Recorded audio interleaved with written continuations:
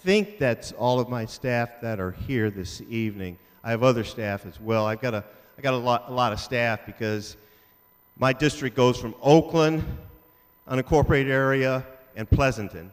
So I'm in 3 of the 4 parts of the county. You know, the county's got North County, Central County, East County, and South County. The only part of the county I don't represent or have any constituency in is South County, which is the Tri-Cities. But I'm in all 3 other parts of the county, so I've got a lot of different issues that come my way from a diverse constituency, plus since I think most of you are from the unincorporated area, if not all of you, the unincorporated area, if it were a city, it would be the 4th largest city in Alameda County. Only Oakland, Fremont, and Hayward would be larger. So let me repeat that. If the entire unincorporated area, which is Sunol, unincorporated Pleasanton, unincorporated Livermore, San Lorenzo, Ashland, Cherryland, Castro Valley, Fairview, if all of that were to be incorporated, it would be the 4th largest city in the county, and only Oakland, Fremont, and Hayward would be larger than the unincorporated area. So, and I represent probably 90% of the unincorporated area, so it's basically running and having responsibility for a city without the structure and the infrastructure for a city. So that's one reason I have a lot of staff. Another reason I have a lot of staff is also when you think about the disparities in Alameda County, a lot of those disparities, health disparities and other disparities, we see in West Oakland, East Oakland, and somewhat in Ashland and Cherryland. Well, guess what? I represent East Oakland and I represent Ashland and Cherryland. So there's a lot of needs that come my way. And so because I have a lot of demands on my office, I need a lot of staff to help me out. If I didn't need staff, I wouldn't have them because I'd rather do it all myself, but I can't do it all myself. So I've got a lot of staff that help me out. So I appreciate all my staff for helping to make tonight's town hall meeting come together. And why don't we give them a round of applause? Yeah, that's good. So I'm holding this town hall meeting this evening because, we have the Municipal Advisory Council for Castro Valley, Fairview, Sunol, and we're looking at creating another Municipal Advisory Council for the Eden area. So I want to try to give people a sense of what MACs are. I want to talk a little bit about governance options. I want to answer some questions, clear up fact from fiction, fact from misinformation. People can have opinions, but I'd rather opinions be based on fact and not misinformation or fiction. So I want to make sure we clear that up as well. And this evening, that folks that I've asked to make presentations from the county, Albert Lopez is our planning director, and Heather Littlejohn, who's in the office of the county council. They'll be making presentations. Then otherwise, most of the other matters on the agenda I'll be covering myself. I also want to encourage people, if you're, and I'll talk more about this as we get into tonight's presentation, if you're interested in being on Municipal Advisory Council for Castro Valley, there is an opening and you should fill out or get a application and fill it out, and I'll talk a little bit more about that a little bit later, but those application forms are out there at the table as well. Okay, so what I'd like to do now that I've kind of given that overview and welcomed everybody and had some folks introduce themselves, I'm going to now turn it over to Albert Lopez, and Albert's going to talk about the current governance structure that's in place as it exists in unincorporated Alameda County at this point in time.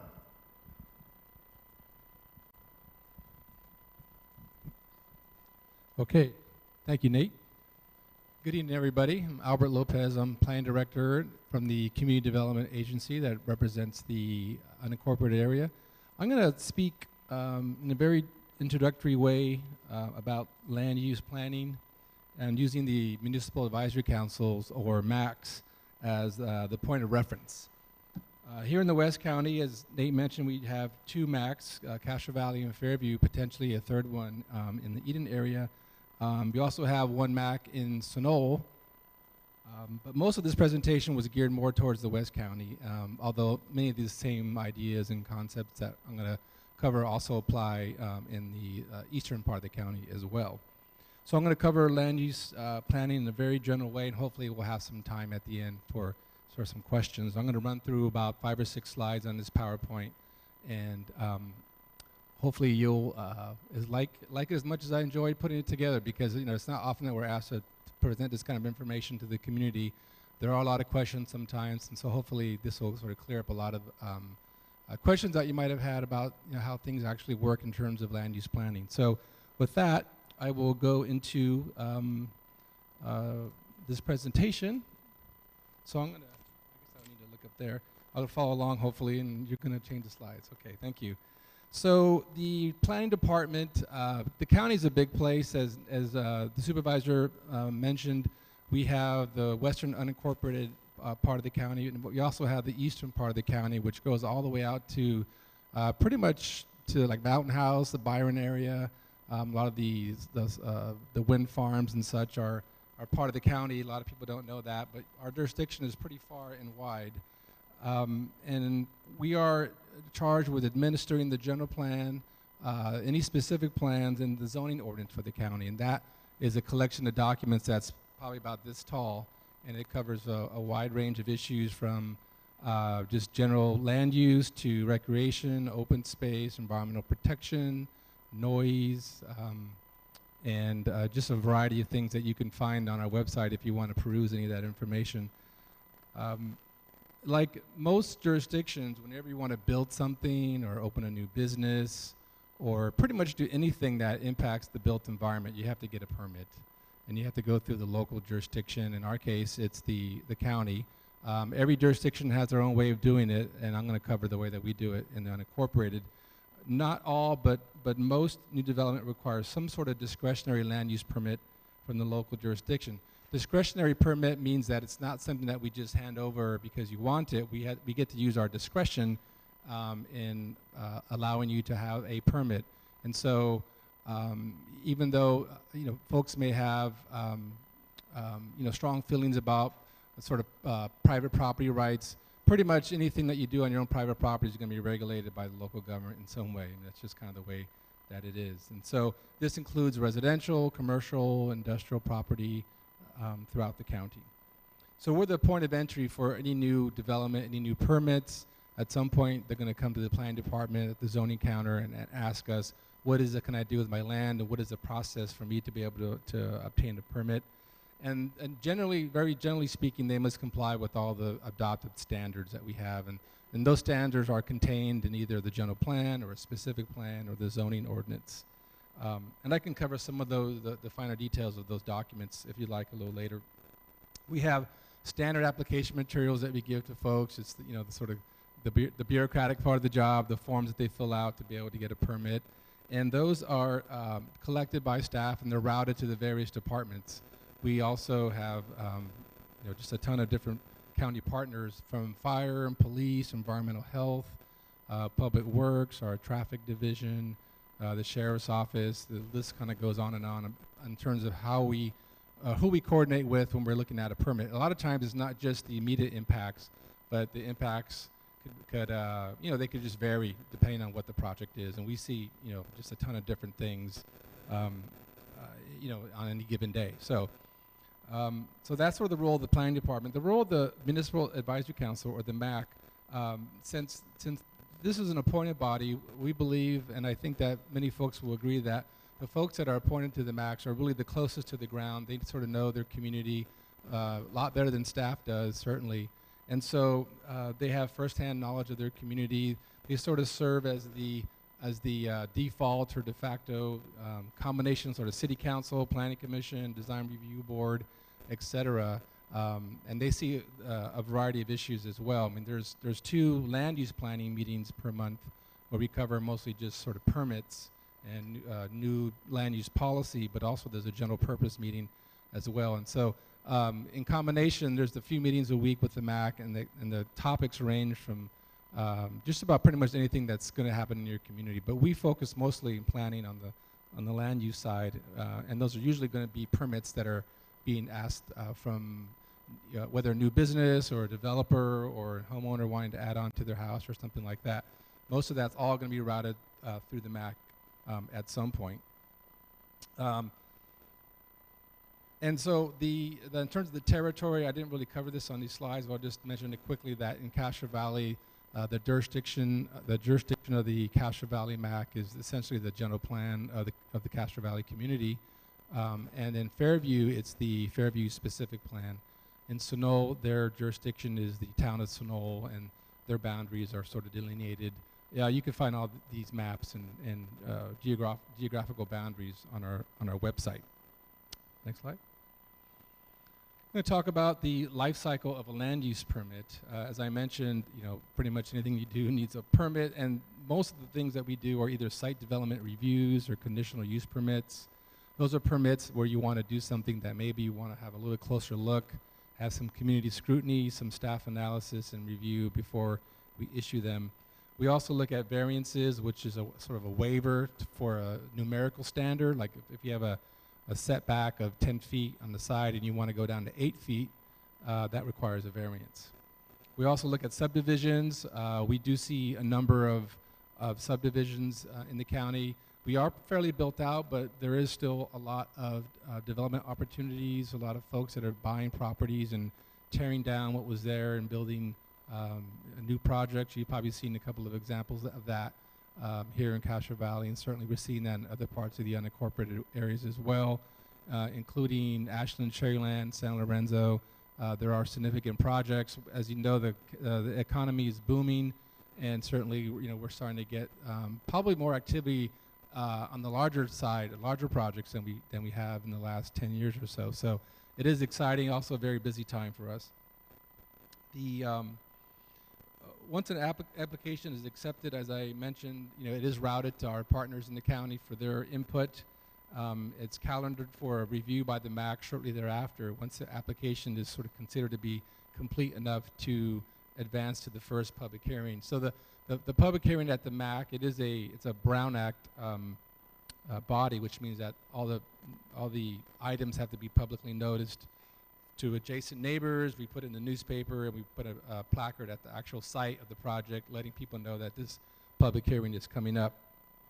And as a land use permit, nearly all facets of permits are reviewed and discussed at the MAC. It could include things just like design, colors, and materials, and signage, and the architecture. It could be parking, which is always a favorite thing to talk about. Any kind of adjacent impacts to neighbors or neighboring property owners, as well as how can we mitigate or how can we condition the project to minimize any impact. So those are sort of, in the very broad strokes, sort of the things that the MAC will look at when looking at a permit. It does provide opportunity for input from other agencies, from the public, as well as, of course, the applicant and other interested parties that may sort of want to know what's going on with this particular permit. The next slide. The MAC, they'll deliberate on the merits of a project, and I think most people here, you've probably been to a public hearing where this kind of thing is done or seen one on TV. And we'll hear from the applicant, we'll hear from adjacent neighbors, they'll deliberate and they'll render a decision. As an advisory body, they make a recommendation, essentially. The MACs at this point don't have land use or approval authority, and so they recommend a decision to either the planning director, the West BZA, the West Board of Zoning Adjustments, or the Planning Commission. And so just a little bit about those bodies. I'll cover that a little bit later as well, but there's a West County Board of Zoning Adjustments. They do all the sort of variances and conditional use permits. The Planning Commission does more policy, general plan, specific plans, as well as they are the reviewing body for subdivisions. And so they're kind of depending on what the project is, will kind of depending on what fork in the road that a project will take. Generally, we're on the same page as the project goes through the process with the MAC in terms of the decision being, if it's made at the MAC, it's unusual for it to be reversed or changed, although it is not unusual for something to change in terms of the project itself when you go through the process. There's a couple examples of that I could tell you about if you like. But essentially, we try to be on the same page with the MAC in terms of the staff recommendation, their decision, and then the decision ultimately that goes to a higher body, such as the BZA or the Planning Commission. I did want to mention too that even though I'm talking mostly about land use permits, the MAC also reviews any new policies, like, for example, general plan policy or a specific plan policy, any new ordinance that affects the area in question gets routed through the MAC for their input before it goes to our policy-making, decision-making bodies, such as the Planning Commission and then ultimately the Board of Supervisors. After the MAC has made a recommendation for approval, it goes to a higher body, as I mentioned. The recommendation likely stays the same, as I also mentioned as well. Usually there's about a 30-day delay or sort of waiting period between the MAC hearing and the subsequent hearing that just allows staff to be able to recreate a new staff report and calendar. It also has to be legally noticed as well before it goes on to the next hearing body. The next hearing body is generally very similar to the MAC, the process. The applicant presents the project. The board has opportunity to ask questions of the applicant. The public hearing is opened and folks get to provide comment on the project. The public hearing is closed, the deliberation ensues, and then a decision is made. That's generally the format for both the BZA and the Planning Commission. As I mentioned, the Planning Director, the Board of Zoning Adjustments, and the Planning Commission are generally in sync with the MAC. If any decision is appealed, generally it will end up at the full Board of Supervisors. They are the sort of last stop in this process. Any appeal from the BZA or Planning Commission goes to the full board for a decision. The Board of Supervisors, they hold what we call a de novo hearing, which means that all the information is heard anew, fresh, and so they look at it with a sort of clean slate or a fresh perspective, and then they also render a decision. The process is sort of repeated in terms of the public hearing process. The decisions of the Board of Supervisors are final, unless you want to take legal action against the county and challenge a decision. They usually are the last stop, although we have, it's not unusual for a decision to be challenged by an agreed party, and I can give you a couple examples of that if you want as well. And so on this last slide, it just kind of to sum up, just kind of shows you the role of the MAC and sort of who they're advisory to. The Planning Director, the Site Development Review is sort of our, I won't say the easiest permit to get, but it's sort of the one that has the less findings, a little less sort of analysis that needs to happen. The BZA, they see conditional use permits and variances. I put code enforcement here and just highlighted because that is actually something that does not go to the MAC. The code enforcement, for example, if you have a neighbor and they have an abandoned vehicle where their weeds are too high or a bunch of junk in the front yard and you call code enforcement, there's a process for abatement and where it includes a site visit, inspection. You kind of get a warning letter. If you don't do anything, then we set you for a hearing, and that hearing goes straight to the BZA. It doesn't go to the MAC, and the BZA is the board that sort of deals with all the abatement, the timing of abatement, how that will look, and they can actually levy fines and fees as well. So that's the only thing that really doesn't go to the MAC. Planning Commission, their jurisdiction includes major subdivisions, general plan policy, specific plan policy, and that will go to the MAC as well before coming to them. And then, of course, as I mentioned, the last step is the Board of Supervisors for any appeals and any other major policy decisions like changes to the general plan and specific plan adoption as well. So I think that covers it for me. I know there may be questions. Are we going to have some time at the end, or do you want me to take questions now or at the end? Okay. Well, thank you very much, and be happy to take questions later. Thank you.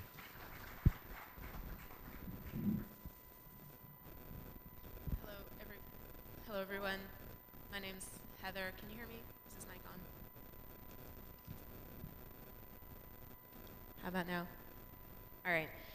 Good to see you, everyone. My name is Heather Littlejohn. I'm a deputy county counsel in the office of the county counsel. I work with the community development agency, including Albert Lopez, planning director, on various land use issues. And I'm here to talk to you today about the local government structure that you do have today, and potentially what some options would be that are a little bit different than what you have today, or significantly different than what you have today, just as structures that are available. So I want to start with just an overview of the topics I'm going to cover today. So I'm going to talk about incorporation, and that is essentially the transition from an unincorporated area to an actual incorporated city. That's sort of one of the options going forward. But the other two that you have currently are the Board of Zoning Adjustments and the Municipal Advisory Council, which Albert just described in our current process. And while there are some community service districts in Alameda County, Castro Valley is not currently one, and that's something you might want to consider, as well as a planning commission dedicated to the area of Castro Valley. So those are the 5 topics I'm going to cover, starting with incorporation. And as you all probably are very aware, because Castro Valley is an unincorporated area, all of the functions relative to health and safety, general welfare, the overall general police functions of a municipal environment are performed by the county. If Castro Valley or any unincorporated area were to incorporate, all of those powers would then go to the city that is formed. So that includes the right to contract, the right to own and sell property, the right and responsibility to sue and be sued. All of those general corporate powers as a subdivision of the state would flow to that city. And all of the police powers, so the general health and safety and welfare regulations and oversight would be conducted by that city as opposed to by the county government. There is some overlap between county governance and city governance, even in the incorporated areas we have today. So for example, restaurant inspections are conducted by the County Department of Environmental Health. So most of the public health and safety functions are done by the municipal entity, but there is some county governance depending on the subject matter. The process to incorporate as a city is pretty long and detailed. It's overseen by the Local Area Formation Commission, or LAFCO. Every county has a LAFCO. Alameda County LAFCO has specific procedures that it's adopted to implement state law, but generally how a city incorporates is governed by a very long and detailed specific state law called the Cortese-Knox-Hertzberg Act. I'm going to distill it into one slide for you, so you don't have to read the whole thing today. But essentially, there's a process of applying, having that application reviewed, submission to the voters, and a final decision by LAFCO on the application to incorporate. The initiation of the application can either be done by the county, that would be by the Board of Supervisors deciding to submit it to LAFCO, or there could be a petition by the potential voters in the area. So that if we were talking about incorporating Castro Valley, that would look like at least 25% of the voters in the Castro Valley area petitioning for incorporation. The other option is for 25% of the landowners having at least 25% of the value of the land in the area petitioning. So it's either the number of people or the number of voters or the number of or the percentage of the landowners. So either way, the application has to be initiated. There have to be at least 500 registered voters in the area, so Castro Valley would certainly meet that requirement. The application is pretty detailed. It's got to incorporate, and I use the term feasibility study, but it's not necessarily that formal of a document, but the application has to include all of the details about what the city would look like and how it essentially would function. So what is the population you're serving? What population would you intend to be serving in 5 years, 10 years, 15 years? What services are going to be provided? How are they going to be provided? How is that different from the way services are provided today? How are you going to collect the funds to cover those services? How is collecting those funds going to impact the neighbors, the county, the other service providers that are providing those services today? What are the potential land uses? What are the potential land uses in 5 years, in 10 years, in 15 years? What are the parcel numbers we're talking about? So it's an extremely detailed analysis that's required to explain, what the city would look like, and what the plan is to fund it. The funding plan has to be at least revenue neutral for the city that would be incorporating, and for the county, and for those other agencies. So if there isn't a sufficient tax base to cover it, there needs to be some sort of tax sharing agreement or some sort of explanation of how exactly these services are going to be covered. So significant legwork would need to be done on the front end to do that analysis, which is one reason some jurisdictions refer to this as an overall formal feasibility study. After the application all of that information is gathered and submitted to LAFCO. LAFCO will review it, and a formal hearing would be held at some point. And if the actual commission determines that they'd like to move forward with this, they would submit that to the voters for approval. An actual majority of voters in the area would have to approve it. Other information or other specifics could be included in that election as well, including election of city council members, recommendations on the name of the city, but a simple majority is what would be required to pass that. After that election, assuming it were successful, the LAFCO would issue a certificate of completion and incorporation, or if it were not successful, a certificate of termination. So that's, LAFCO incorporation in a nutshell. There's far more specifics than I can get into today, but anyone who's interested can find all these details in the government code for further information.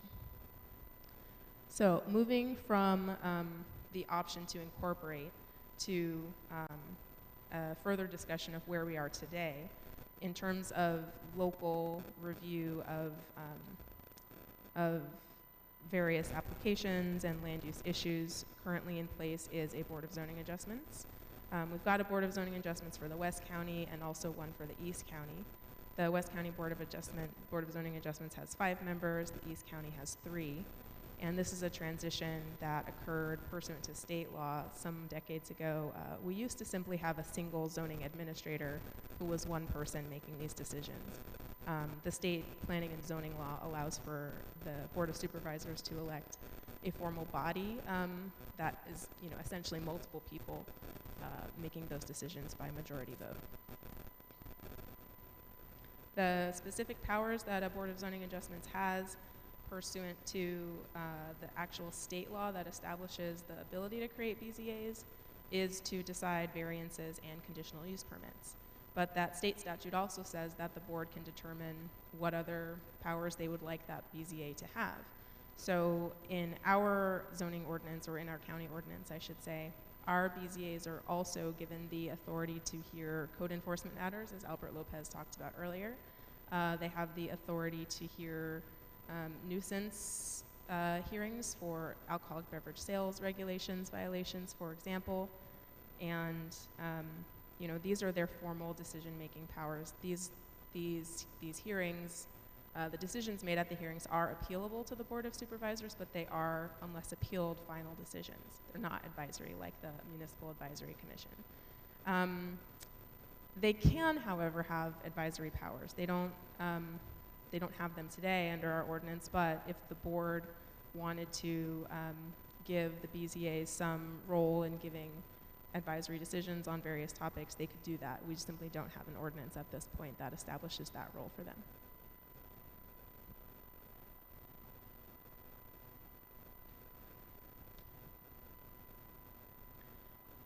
Next up is the Planning Commission. We also have an active Planning Commission in the county. Unlike the BZAs, the Planning Commission doesn't have a specific jurisdiction that they cover. They simply cover the entire unincorporated area. The powers of the Planning Commission, similar to the BZAs, are established by both state law and county ordinance. The difference in what the Planning Commission covers is that they make recommendations on the actual general plans that we adopt and the specific plans. Also, zoning ordinance amendments have to go through the Planning Commission before they go to the Board of Supervisors. They make decisions on subdivisions. Interestingly, for certain conditional use permit applications, those are directed directly to the Planning Commission as opposed to the Board of Zoning Adjustments. And the zoning ordinance is very specific as to which applications go to the Planning Commission and which go to the BZA. But when they hear conditional use permits, that's essentially the same hearing as you would have at a BZA.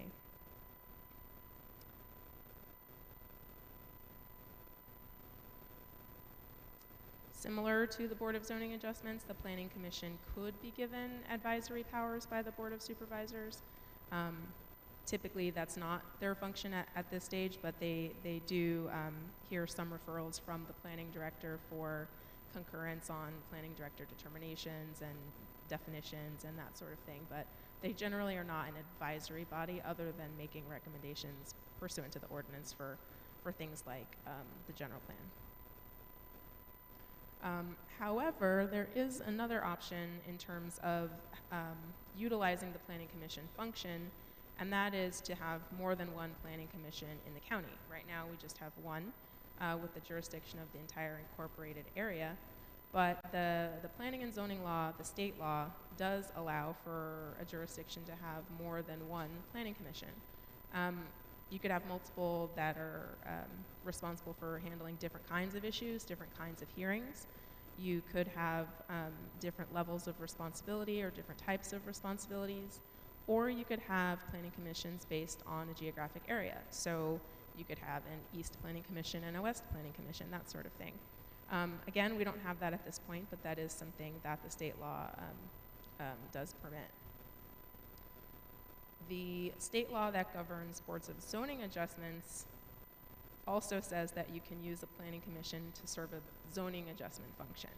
So those hearing CUPs, variances, and anything else, as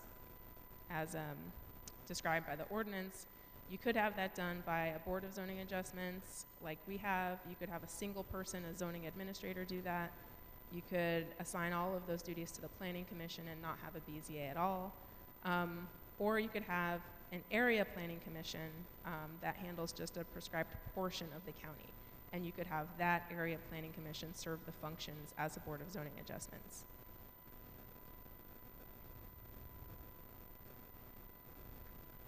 Moving on to MACs.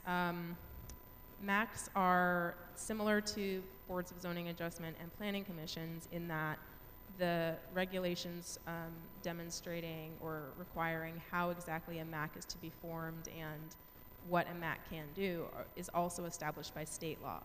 And what the state law on Municipal Advisory Council says is that the Board of Supervisors can, by resolution, create a body called a Municipal Advisory Council to provide advice to the Board of Supervisors. So a MAC is by nature advisory because that's what they're established to do. Decision-making power is vested in other bodies through state law, but MACs are inherently advisory in nature. So unlike planning commissions, MACs can't be given Board of Zoning Adjustments type responsibility and actual decision-making. The actual role of the MACs that we have in the county are established by the documents from the Board of Supervisors that created them. And they have a broad range of advisory responsibilities. So as Albert mentioned, they have land use advisory roles, but they also have a role in providing advice on almost any other topic that's going to cover that area. So general health, safety, and welfare issues that could touch that jurisdiction would be an appropriate role for the MAC to provide advice on. Of course, even though the MAC's role is only advisory, the MAC's advice is often given significant weight. As currently formed, our municipal advisory councils are formed by the Board of Supervisors and all the members are appointed.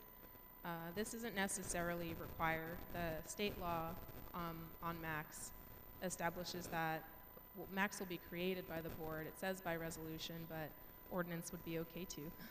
But however they're created, that method of creation needs to establish whether it's going to be simply by board action, or whether the board decides, well, we'll consider doing this, but let's put it to the voters for them to decide whether or not to actually establish a MAC.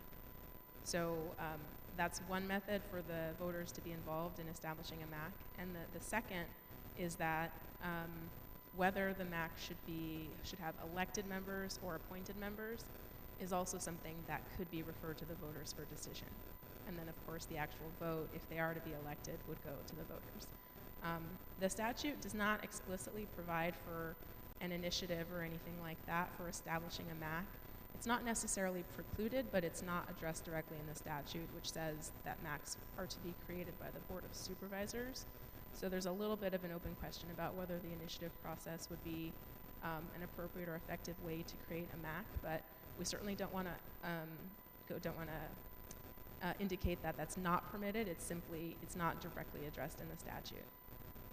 But California voters have a broad right to the initiative process, so that may be something that comes into play.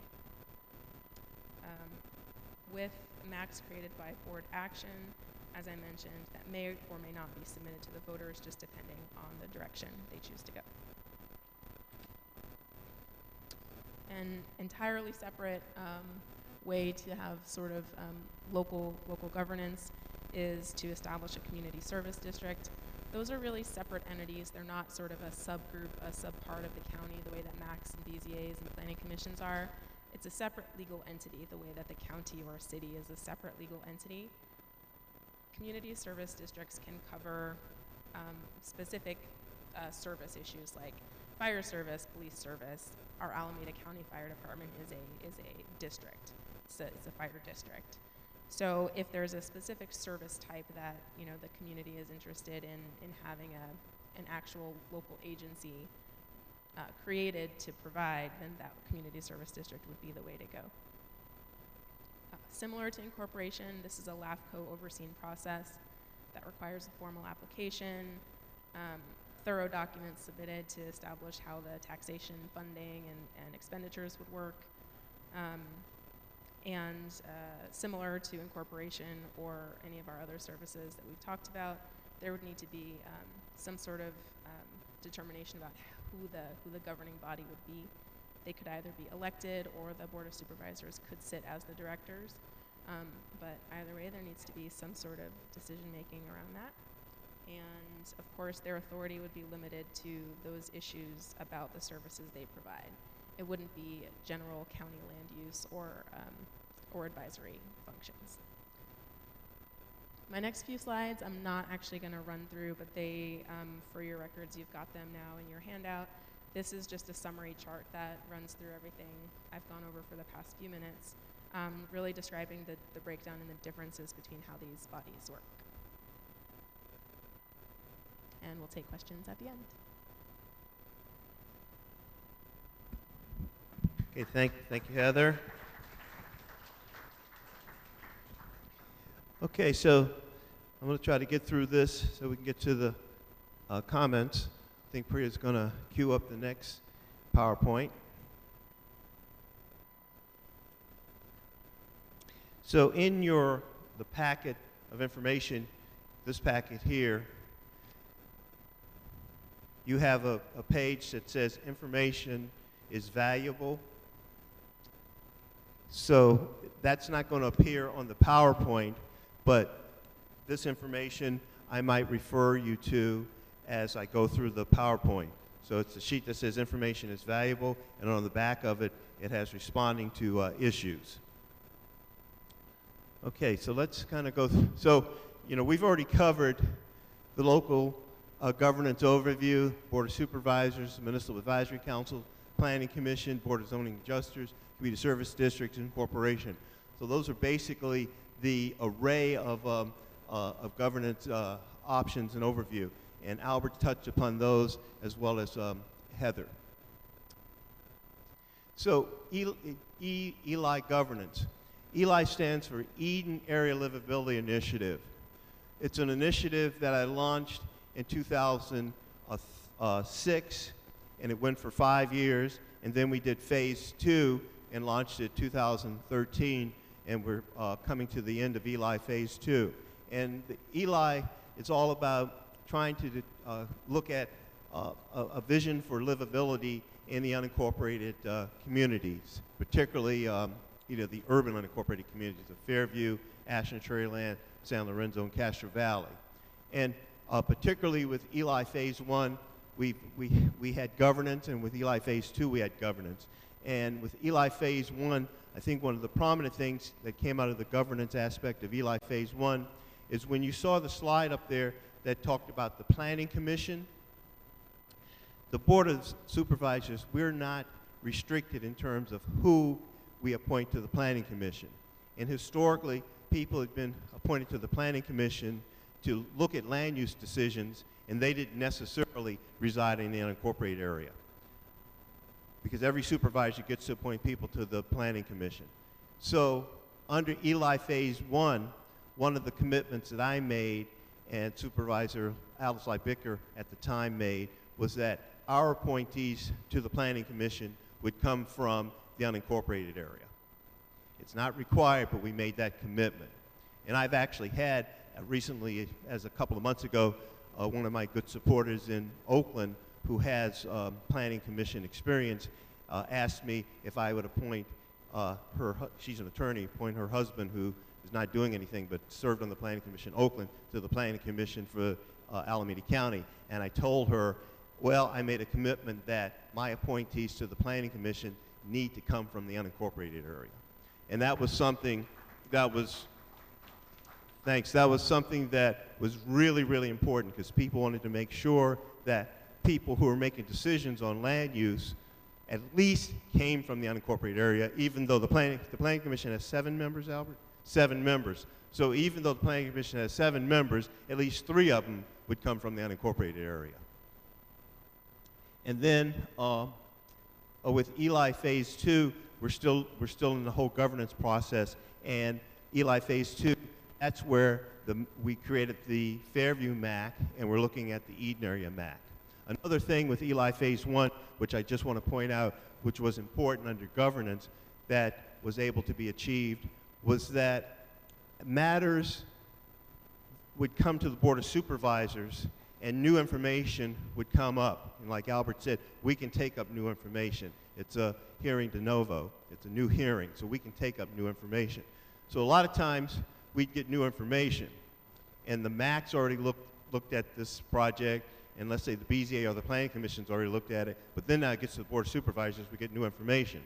So with the Eli phase 1, another thing that we enacted, it allows the Board of Supervisors to remand it back, to send it back to the Planning Commission, to the BZA, or to the MAC for review. So if we get new information, we can handle it ourselves, or we can say, hey, if the MAC had this information, or the Planning Commission or the BZA had this information, would they have made the same decision? And since we're not obligated to follow the decision and the recommendations of the MAC or the BZA or the Planning Commission, let's send this back to see if that decision would have been different, or that recommendation would have been different had they had this new information. So that whole remand process was enacted, and that's something that I believe it's an ordinance that we passed that allows for that to go back. That came out of Eli phase 1 too, in terms of a governance matter. And people like that and push for that because they felt if new information comes up, we want to be able to give the Board of Supervisors the options of sending that back, particularly if the community requests that it be sent back. Now with Eli phase 2, but let's go to the MACs. So here we just put up the government code 31010 that talks about the MACs and how MACs are formed, and Heather spoke to that, and in your packet you've got the actual government code, so we wanted to make sure you had a copy of that, the authority for boards of supervisors to establish MACs as advisory bodies, and also it gives MACs broad latitude, so they can have land use authority, general purpose authority, look at the public safety and welfare and things of that nature. Okay, the next slide. Existing MACs, now we talked about the fact that there are existing MACs, and so we have a Castro Valley MAC that's been in existence since 1981. So the Castro Valley MAC is the longest serving MAC. It's been around since 1981. We've had a lot of people to serve on the MAC. In fact, if you served on the MAC, could you stand up? If you've served on the MAC, please stand up. I know we've got a couple of MAC members. Linda, and we have a couple of present MAC members, Ken and Dave. Let's give them a round of applause. And those are kind of present MAC members, but has anyone else in the room ever served on the Castro Valley MAC? Now, you're on the MAC, you're on the Fairview MAC. Stand up, Chris.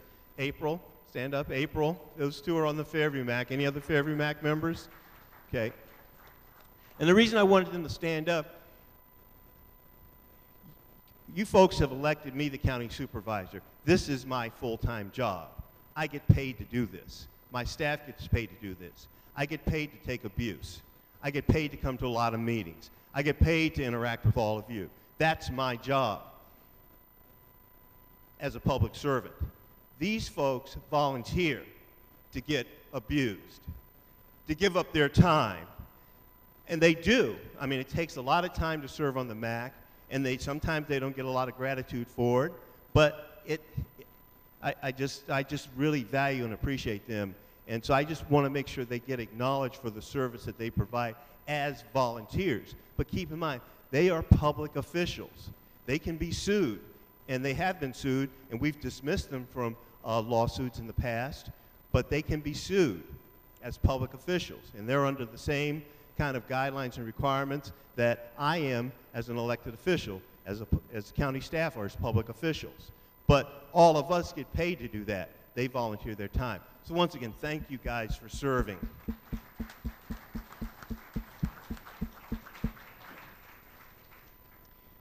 So the Castro Valley MAC's been around for a while. It's about almost 62,000 people are in Castro Valley. Recently, through Eli Phase 2, we created the Fairview MAC. I used to have a lot of meetings in Fairview. My former chief of staff, Seth Kaplan, and I used to go to a lot of meetings in Fairview, a lot of meetings with a lot of issues, and things are complicated in Fairview. They're very complicated because you've got the interface between rural and suburban in Fairview, and there can be a lot of complications there. And so finally, as a result of Eli Phase 2, we were able to create a MAC because that's something the community had been asking for, and that took a lengthy process to create. And this MAC has only been serving and has only been in place not quite a year. They will have their anniversary in November, their first year. And it took us a while to get them get them seated. And even though they're seated and they're acting as a MAC, it's still a learning curve. And Chris and April can can speak to that. Even though they're serving as MAC, there's still a learning curve. But at least the issues that Fairview have, most of them are being handled through the Fairview MAC. It doesn't mean that my office isn't involved in concerns in Fairview, just like in Castro Valley, we are. But at least there's an organized, appointed official body that can handle things on behalf of Fairview, which is very comforting. Then we have the Snow MAC, was established in 1989, and Tony Hindiger, who's my deputy chief of staff, she used to staff the Snow MAC. And then, as it points out here, MACs can have land use authority and general purpose authority as well. And let's see, the Castro Valley MAC consists of 7 members. The Sonoma and Fairview MACs have 5 members. In the MAC that we are interested in creating through Eli Phase 2, the second MAC would be the Eden Area MAC, which would be composed of Ashland, Cherryland, Hayward Acres, and San Lorenzo. That MAC has not been created yet. It's still going through the process of determining whether or not to create it. Supervisor Wilma Chan and myself are kind of shepherding that process along, and it's been underway now for at least a year to 2 years. And we're hoping that by the start of the new fiscal year, July 1st of 2019, that MAC will be seated and become operational. That is the hope, but there's a lot of details that's taken us to get to this point, and there's still a lot of details that'll be taken into consideration to get that MAC approved and seated. And the Eden area MAC will represent roughly 69,000 people.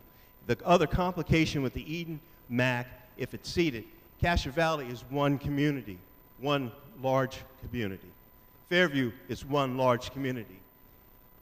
With the Eden MAC, we'll be putting together basically 4 communities, or 4 areas: San Lorenzo, Ashland, Cherryland, and Hayward Acres. So there's a little more complication there too. Next slide. Code of Conduct. As adopted, the Board of Supervisors has adopted rules and procedures. Each MAC has adopted rules and procedures, and they're required to follow the Robert's Rules of Order, and also they're required to follow the Brown Act. And the Board of Supervisors recently adopted an abusive conduct prevention policy which applies to all county employees, agents, and third parties. The board will consider extending this policy to apply to all boards and commissions. So when we adopted our abusive conduct policy, we didn't include boards and commissions, but I'm going to recommend to the Board of Supervisors that our abusive conduct extend to boards and commissions and not just employees, agents, and third parties. And I think we have a copy of the abusive conduct in your packet. So if you look in your packet, you can actually see the wording of that. And we just adopted the abusive conduct this year. And I know my staff went through a training on abusive conduct just this past summer with County Council and Human Resources. Wait, I'll take questions in a second. Just a second. Now let's see. Similarities between Alameda County MACs. So because we have all these MACs and we're looking at creating another MAC, it's really important, at least that's been my mantra, that all the MACs be consistent. There be continuity in terms of how they operate, how they're appointed, and everything associated with the MACs, so that there's not a different sort of situation for one MAC versus another MAC. So the appointments are made by the Board of Supervisors. The board can remove members at any time. Members generally serve for four-year terms, but they can serve no more than 12 years. That's a requirement from the board. The chair and the vice chair of the MAC who serve one term and are elected by the membership, so that's important. And just recently, the Castro Valley MAC adopted their bylaws, and I'll talk a little bit about that in a minute, but we want the chair and the vice chair to rotate. And typically with the MACs, I don't interfere with the MACs. Once they're appointed, they do their job to the best of their ability. I will not tell the MAC, you need to do it this way or that way or else, because my feeling is they've been appointed, they have the responsibility to act on their own intellect to decide what they think would be best. It'll get to my court if it's appealed or it's a matter that needs to get to my court, but if I interfere, I just don't think that's ethical, right, nor fair. So my philosophy has always been, I will not twist the arm of the MAC members, I will not interfere with their deliberations. Occasionally I'll actually show up at a MAC meeting and make a presentation or remarks, and I always have my staff at a MAC meeting, but I will not interfere with what they're doing. I will not intimidate them. I will not coerce them. I will not do any of that stuff, and I know the MAC members will attest to that, they don't get pressured by me one way or the other in terms of how they are to act on a particular matter. Let's see. Provides recommendations on issues. Okay, so we've covered that. Allows for regular and special meetings. So the Castro Valley MAC meets three times a month. The Fairview MAC meets once a month. And we're contemplating that the Eden area MAC, when that's seated, we'll probably want to have them meet twice a month because they have much more population and matters that they'll have to cover. But we can call special meetings for the MACs. The MACs get a stipend. The regular meetings have a certain place where they take place at a certain time and with notification as required by the Brown Act. And then, like I said, special meetings must be properly notified to members and the public. Next slide.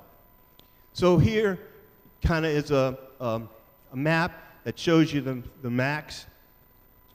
One of my staff who put this together, Matt Turner's not here this evening. He's actually doing another meeting that he's responsible for, so that's why he's not here. But you can see the territory for the MACs. And actually, let's go back one slide. That up there is the unincorporated area up there, and then out here is the unincorporated area in where Sunol is, and extending all the way out to East County. So you kind of get a sense of the entire unincorporated area of Alameda County. Now let's zoom in on the maps. These are the maps for the urban area: Castro Valley, Eden, MAC once we create that, and Fairview MAC. And so you can kind of see that. Now, Albert's already pointed out the area that they're responsible for, and it's based on the general plan. Next slide. Public sector districts serving the Eden area. We just wanted to give folks an idea that the number of public sector jurisdictions that serve the Eden area. There's a multiplicity of governmental entities that are involved in the Eden area, so it's just not the county. The county has the overall major responsibility, but there are a number of other jurisdictions that take on responsibility for various matters in the Eden area. Next slide. Issues. So the issues that have come to my attention that have been raised over the course of, most recently, but also over the course of the years, are listed up here, the rotation of the chair. So if you go back to responding to issues, that page, responding to issues, it's in your packet. You can see the response to these issues. So the rotation of the chairs, we just had the Castro Valley MAC adopt their bylaws. I've been consistent with this. I'd like to have the chairs of the MACs rotate. And so the Castro Valley MAC adopted that in their bylaws, and their bylaws will now be sent to Fairview. And unless Fairview makes any modifications to that, we anticipate Fairview will do the same thing. So the chairs rotate, which is really important because I serve on a lot of bodies, even the Board of Supervisors, our chairs rotate. Code of conduct, I already mentioned the code of conduct. The MACs have to follow Robert's Rules of Order. That has a code of conduct, and I think there's a citation in there from Robert's Rules of Order in the packet. No? Okay. But they have to follow Robert's Rules of Order, which has a citation dealing with a code of conduct. And as I said, I want to extend the abusive conduct language and policies that the board has adopted to our boards and commissions. And it's not just the MAC, it's any county board and commission. And we have a lot of boards and commissions that the Board of Supervisors have appointed and approved. Conflict of interest. County Council has opined around conflict of interest. In conflict of interest, usually it's based on both statutory law and common law, right, Heather? Yeah, and County Council can determine, you know, we have orientations around conflict of interest, but MAC members are under the same responsibility that other county officials are under, Albert, myself, et cetera, in terms of conflict of interest. And sometimes with the conflict of interest, there might not be a conflict of interest legally, but there could be an appearance of a conflict of interest. So even if there's just the appearance, it doesn't mean somebody's got to recuse themselves if there's no legal conflict. But typically, even if there's an appearance of a conflict, folks will recuse themselves on the matter just because there's an appearance of a conflict. But legally, they're not required. Transparency and appointment process. The appointment of folks to the MAC and to other boards and commissions is solely within the jurisdiction of each county supervisor, and not just me as a county supervisor, but the other county supervisors and all the county supervisors in the 58 counties throughout the state of California have the responsibility for appointments to boards and commissions and to the MACs. And as Heather pointed out, the appointment process that I follow, and this came out of Eli Phase 1. Folks asked me if a vacancy occurred on the Planning Commission, the BZA or the MAC if I would at least post that there's a vacancy for 30 days so folks would be notified that there's a vacancy on any of those bodies and give people an opportunity to apply. That's something that I've adhered to, and that's why this evening, once again, if you live in Castro Valley, own a business in Castro Valley or property in Castro Valley, there's a vacancy on the Castro Valley MAC. You can pick up this form and apply. And the deadline, the 30-day window, ends on November the 4th. Then after that, after you apply, I will review those applications.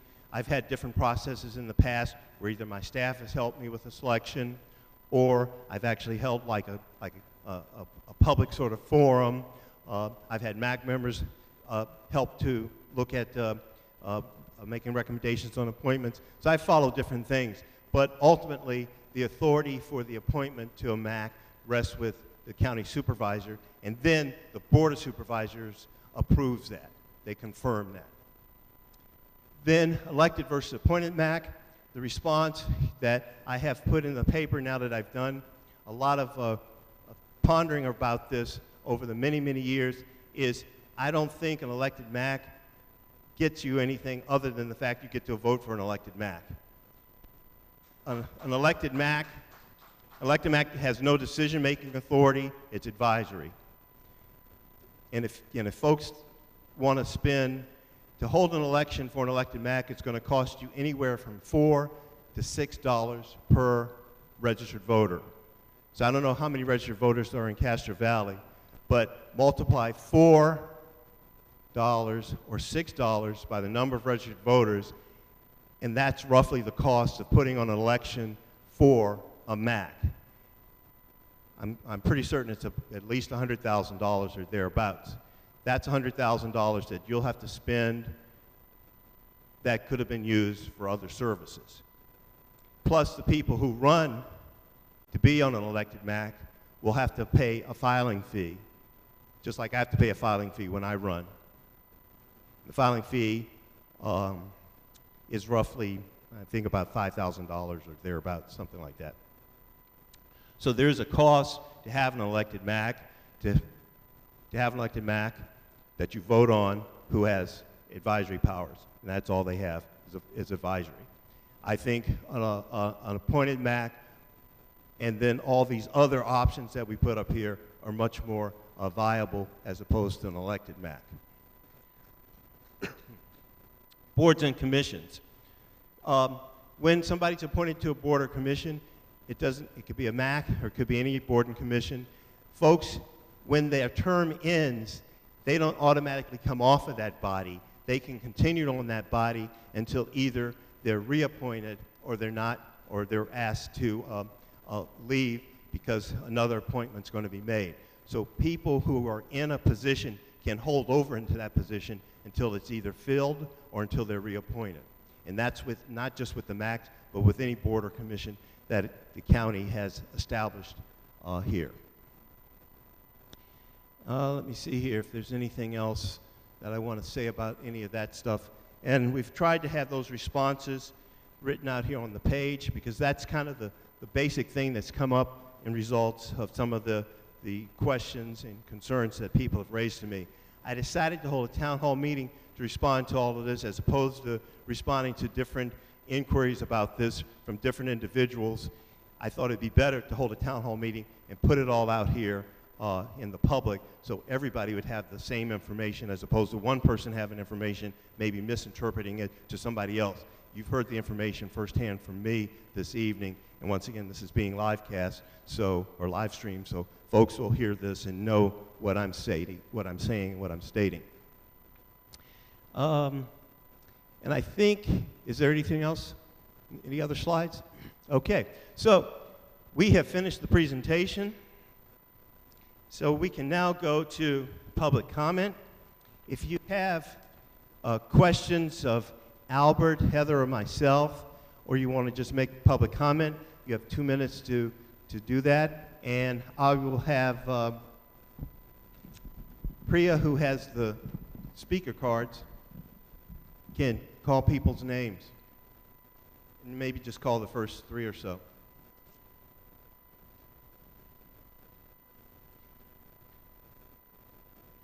Mike Doolin, John Sullivan, Nicholas Harvey.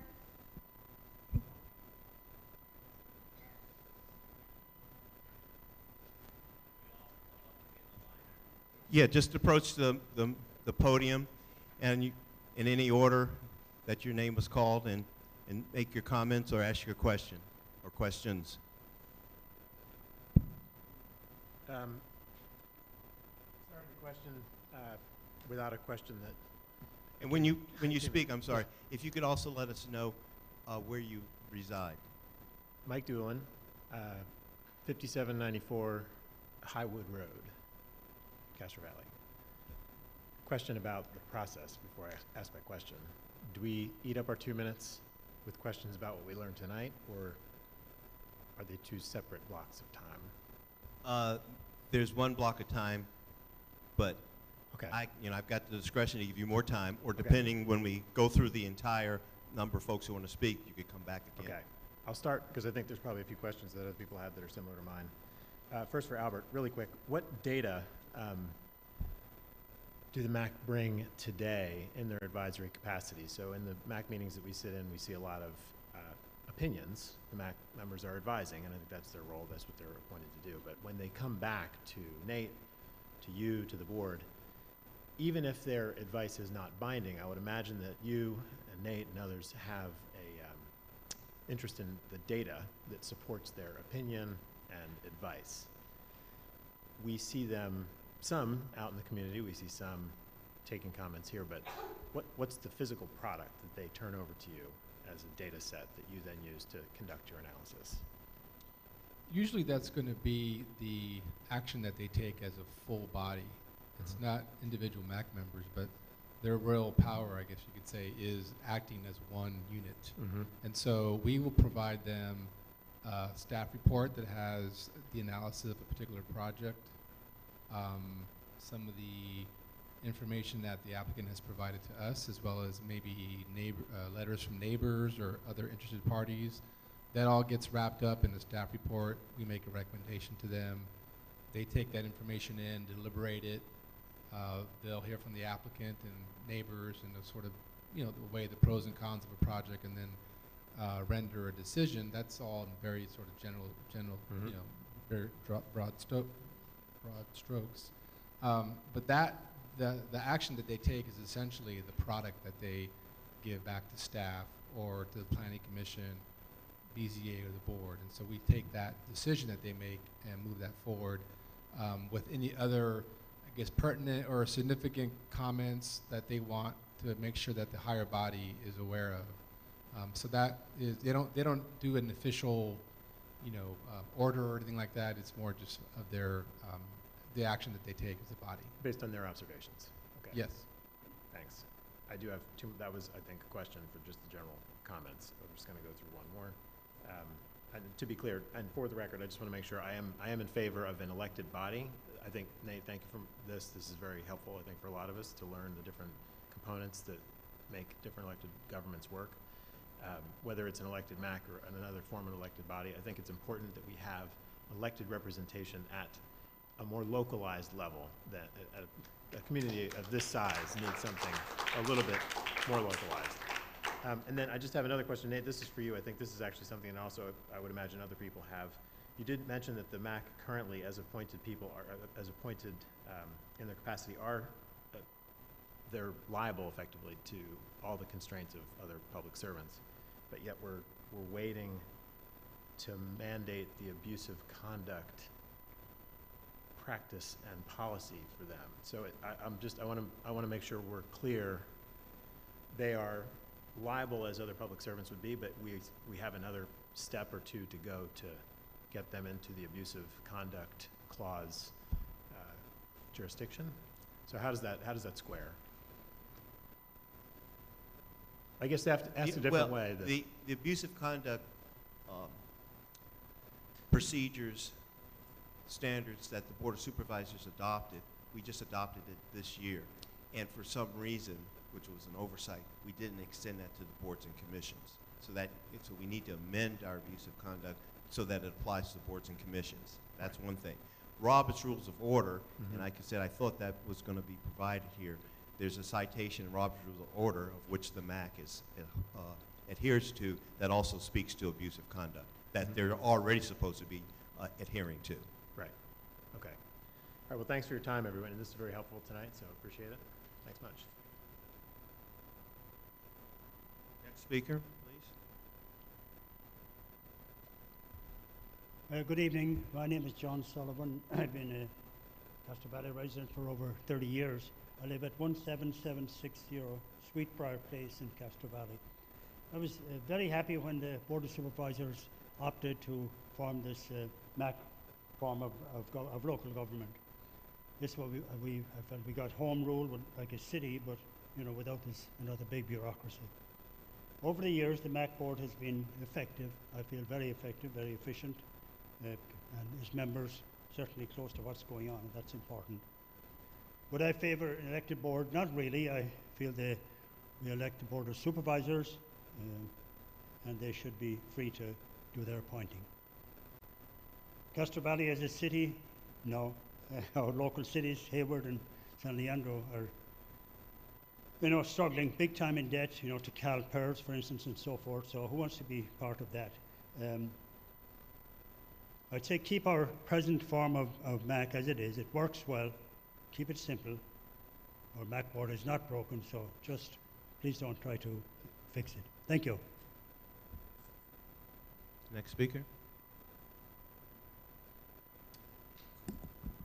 I'm here to talk about sidewalks and roadways. Oh, well, first, my name is Nicholas Harvey. Live at 2308 Hanson Road in Fairview, though on my address it's Hayward.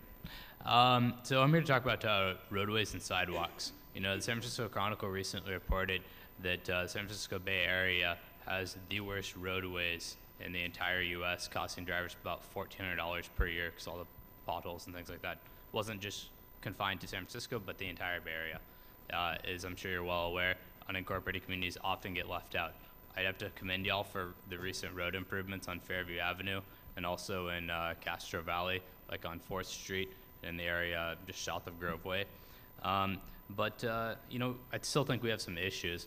So say for, sidewalks, even when I came from Castro Valley here on Norbridge on the south side, we have an ADA compliant ramp that essentially leads to nowhere on the south side of Norbridge.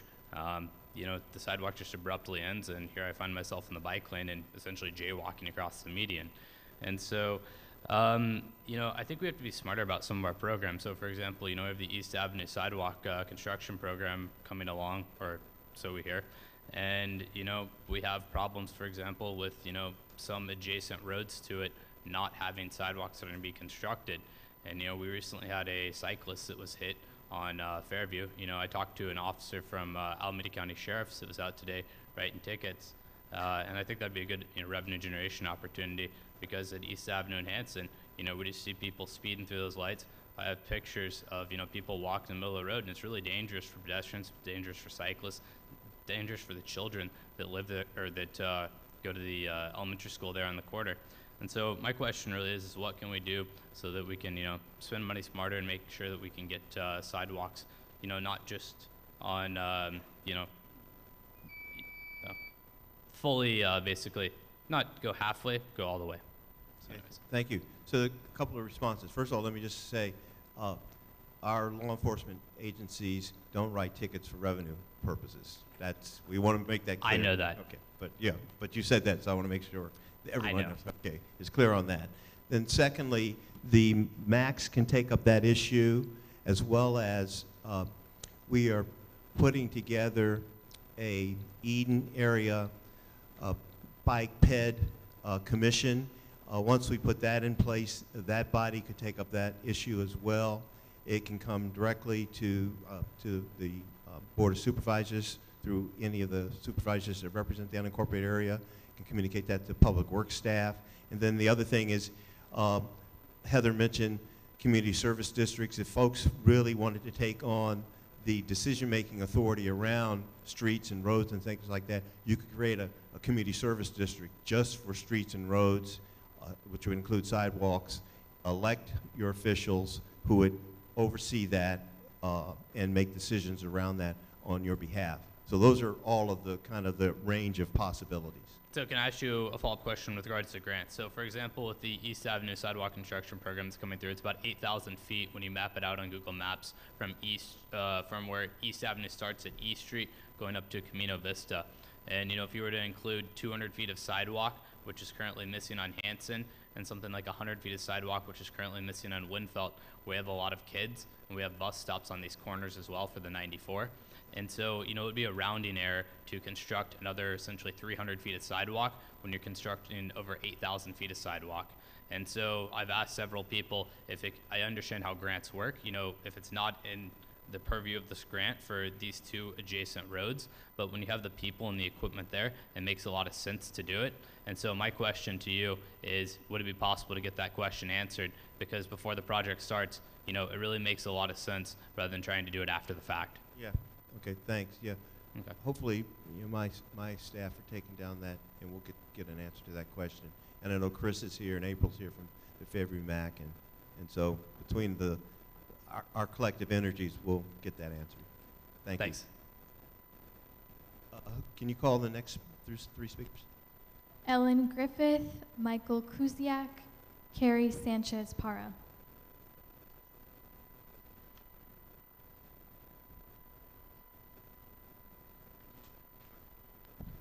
Hi, thank you for hosting the meeting. I would just like to put in a plug for a strong code of ethics for the MAC, and I would like to see regular disclosure. I don't know that you could actually outright prohibit them from donating or contributing to supervisors' campaigns, but I'd like to see regular disclosures about maybe quarterly, about MAC members and how much they've contributed to any elected official in Alameda County, because I do see a potential conflict of interest there.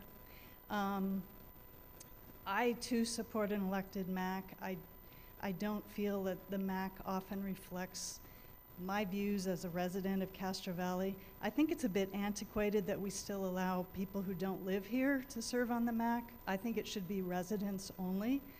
Businesses is one thing, but just because you own property, you know, I don't think that historically you should reside in the community that you're supposedly representing. So that's my 2 cents. Thank you. Yeah, thank you. And let me just respond to a couple of your things, and maybe Heather will weigh in too. So there's no prohibition presently that prevents any member of the public or any company from making a contribution to a county supervisor. Yeah, I figured that's their right. Right. But I also think I'm just pointing it out. It's not to say we can't create some type of I've law. noticed a pattern with all the I know. MAC members Okay, contributing. But I'm just giving you the facts. And anybody who makes a contribution to an elected official is required that needs to be disclosed to the Fair Political Practices Commission, of which all elected officials have to file every 6 months. And that's a public document that you can go online and research and see. So the county presently follows what the state law requires.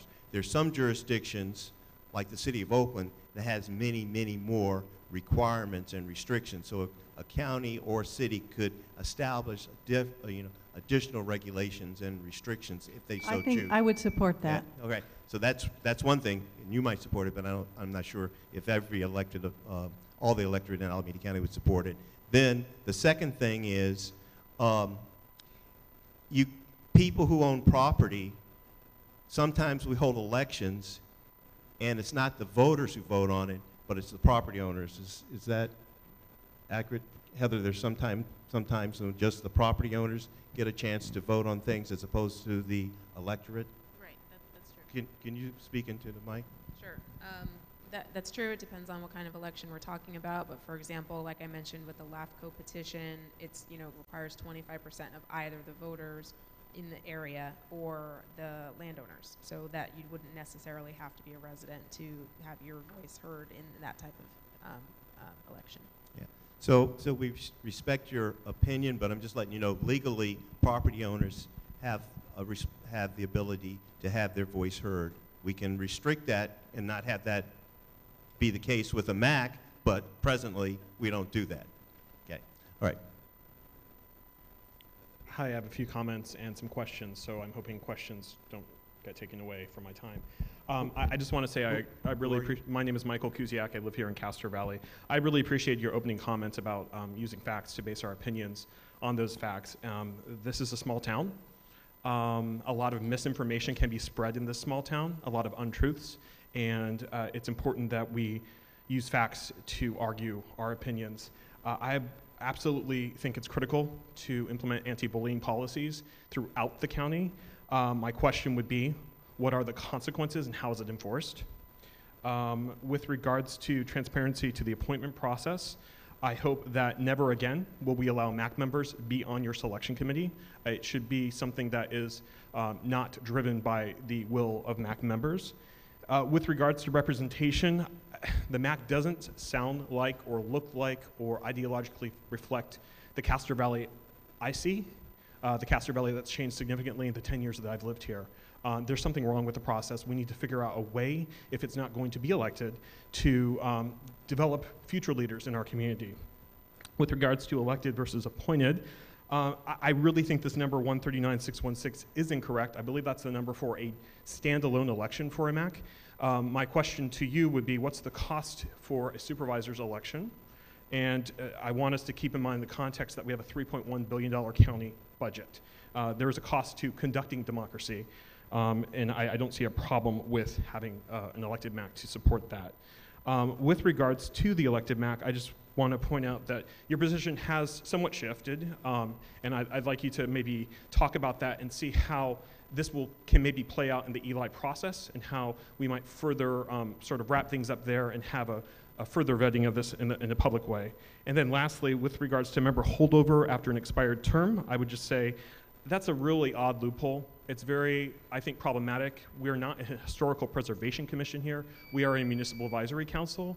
Our concerns touch every aspect of our lives here in Castro Valley. So I think it's important that we show a fidelity in how we staff that MAC, how we think about it, how we get people on there. And my one last point to county council, one question and one point. Since 2011, there's a state law that's prevented us from seeking incorporation. That's the vehicle license fee change.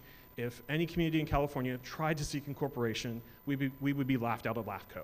It doesn't make any sense to even try that process. So there's other actions we'd have to take to do that. So I think it's important when we talk about governance solutions, we remind ourselves what really is possible in light of California law. Something that shifted at Eli in some of the comments that I think I heard from you, Heather, previously was the previous county council said that he did not see a legal issue with a MAC being elected and then being appointed to have some type of decision-making powers through a BZA. I feel like at previous MAC meetings, at Eli meetings, maybe that analysis has shifted. And if it has shifted, I would love to maybe have that briefed or something like that so we can see the analysis in the community. Thank you, Mike. I appreciate it. Let me have Heather respond to a couple of questions that you raised, and then I'll respond to the others. So I don't know if Heather knows what the consequences are for a violation of the abusive conduct rules, and then the whole analysis around an elected MAC being appointed as the BZA. And I think the other thing was the fact that it's challenging to become incorporated under state law these days because of the revenue piece. Sure. So first on the abusive conduct policy, because the current policy is for county employees, the ramifications of violating county policy, including the very many policies that county employees are subject to, is probably going to be different than what the ramifications would be for the essentially volunteer bodies of something like a MAC or a BZA. So my point is to emphasize that because that policy hasn't been adopted for the boards and commissions yet, there is also not a policy for what happens if you violate it yet. So I think that's still very much in the formation stages, and so it's probably a worthwhile decision point for folks to consider is, what exactly does it mean? Is it a first, second violation kind of issue? Is it, immediate suspension? Is it termination? What exactly are the consequences? For this and any other policy that, is applied to those bodies. So I think that's still an open question. On incorporation, I certainly am not here to, propose it or recommend it or tell you how difficult or easy it would be. Sure. I think one of the most important points in the incorporation discussion is you know, if that is something that's going to be pursued, it will be complicated and there will be hurdles. I certainly cannot cover all of those hurdles in a meeting like this, and you know, it's not my role to do so either. What was the legality of something being elected and then being appointed to be a decision okay, so I think, I don't think there's been a shift in our analysis, so I think maybe it may be a matter of clearing up the nuances here. So a MAC is advisory by definition. It has to be advisory only, so it is advisory.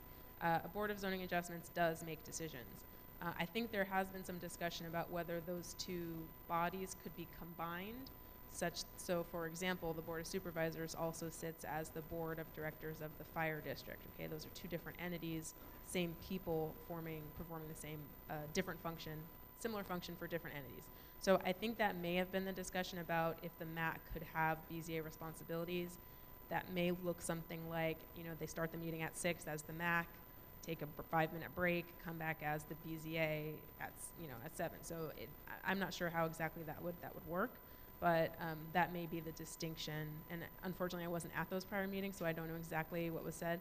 I will say in terms of combining functions, similarly, a BZA could be given those advisory functions. It just can't work the other way, and it may be at some point, you know, almost a semantic kind of question, but the simple fact is you can't give an advisory body decision-making power per se. Yeah. Right, that's possible. I think if that were to take place, and I think this is consistent with the prior discussion, it may not be quite so simple as that, because you've got, you know, what's supposed to be two different levels of review being conducted by the same people. So there may be some kind of questions as to, you know, whether the decision maker can be neutral if they're also accepting or not accepting the recommendation of the advisory body. So there may be some more complicated issues with that, but I think technically it is possible for the same people to serve those functions. Yeah. So the thing is, a BZA can have MAC authority.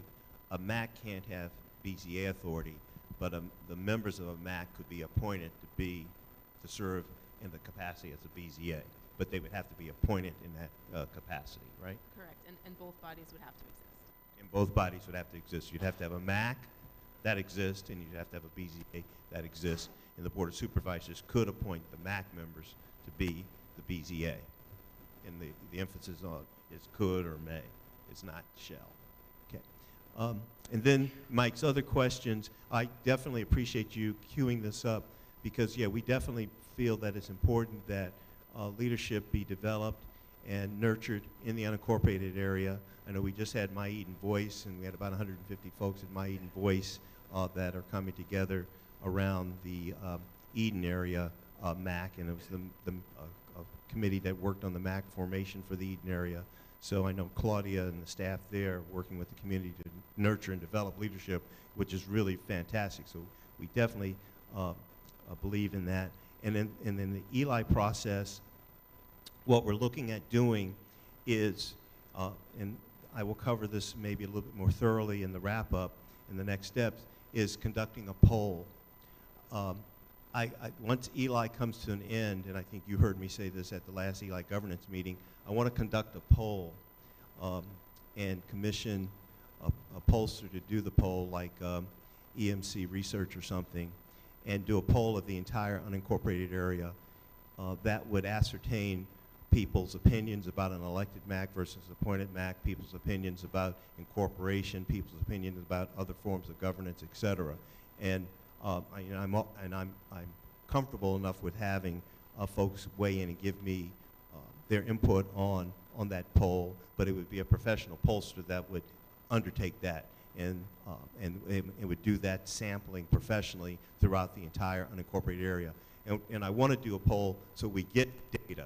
We would get data that would help to ascertain the opinions of people in Castro Valley, Ashland, Cherryland, Fairview, San Lorenzo, et cetera, about how they feel about all this stuff. And then that's the best way I see going forward with that. So that's part of the Eli process. It might take place through Eli because we'll wrap up Eli and we'll probably do the poll after the end of this fiscal year because I need to have the resources to pay for a poll. Then the other piece is, and I've mentioned this to Mike and the others at the Eli governance meeting just a few weeks ago, is once we have the data from a poll, we'd probably take that data to help us inform a charrette that Mike has suggested we hold. You know, we've held charrettes in the past to launch Eli Phase 1 and Eli Phase 2. We do this poll, we'd probably use that information to help us put together a charrette with the input of the community. So that's kind of what I'm thinking about presently, and that would help to better inform us going forward. What a charrette is?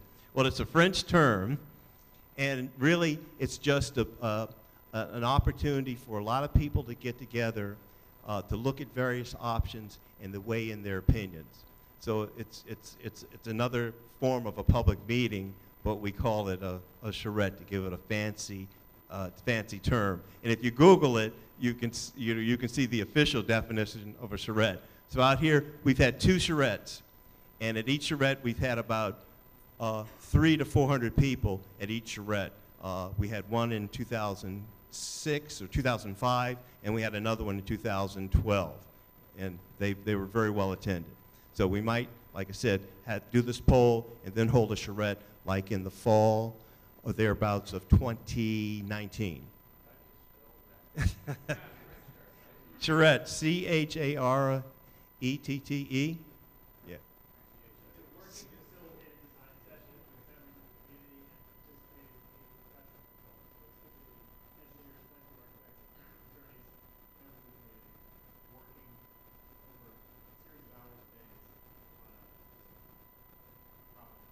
Thank you.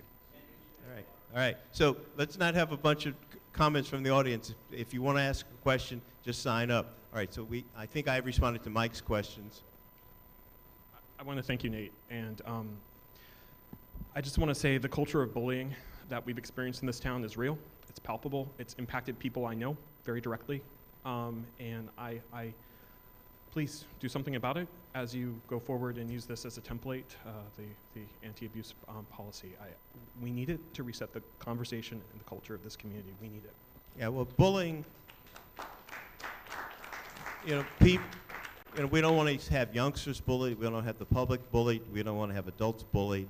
Bullying is a form of violence, and I'm the one who pushed the Board of Supervisors to adopt a violence prevention initiative in 2005 that looks at all forms of violence and basically says that any form of violence is repugnant, and bullying is just an aspect of that. So the fact that the board passed an an abusive conduct policy that looks at bullying, we want to get that extended to our boards and commissions. So I need to take that to the board. Yeah. Okay. Can you call? Okay, yeah, one more speaker, then Priya will call the next 3 speakers. Okay, good evening. I'm Carrie Sanchez-Pera. I've lived here for decades in Castro Valley. And I'm glad we're talking about policies and procedures. Recently, Sonoma County went through this very similar analysis in July of 2017. They developed some best practices looking at both Mendocino County and Contra Costa County with regard to the MACs and formation of MACs and what that looks like. One of the things that came out of their recommendations at that time, and since they've adopted it, is what not only is the statutory authority, but what are the primary functions of MAC? And what they came up with were 2 primary functions. One is an advisory function, which we've talked about significantly tonight, but one's also an advocacy function. Sonoma County believes that the MACs should play an advocacy role, and I think that that is important here in Castro Valley. I would like our County Board of Supervisors to look at that. They also have that MACs don't have the power to interpret, make, or set policies, ordinances, or laws, and they lack fiscal authority. So they're very prescribed as far as what they're looking at with regard to MACs. They have looked at best practices with regard to the number of members on a MAC, The member restrictions, their best practice and their template is that members must actually reside within the boundaries of the MAC. They have term limits, they have terms, they have removal processes and procedures for members of the MAC that do not adhere to the policies and procedures. They have training requirements. We've talked about the Brown Act, we've heard about that, but what's the training on that? What's the training that MAC members are provided with Robert's Rules of Orders or anything else? I think that's very important. Just a couple of other things. Conflicts of interest. Nate, I think you had mentioned that the semi-annual Form 700s have to be reported, a biennial report. They talk about advisory topics and other things that I think are very important. So this is a really good template that I think that we can learn from, because not only does it reflect Sonoma County, but it reflects Mendocino and Contra Costa County.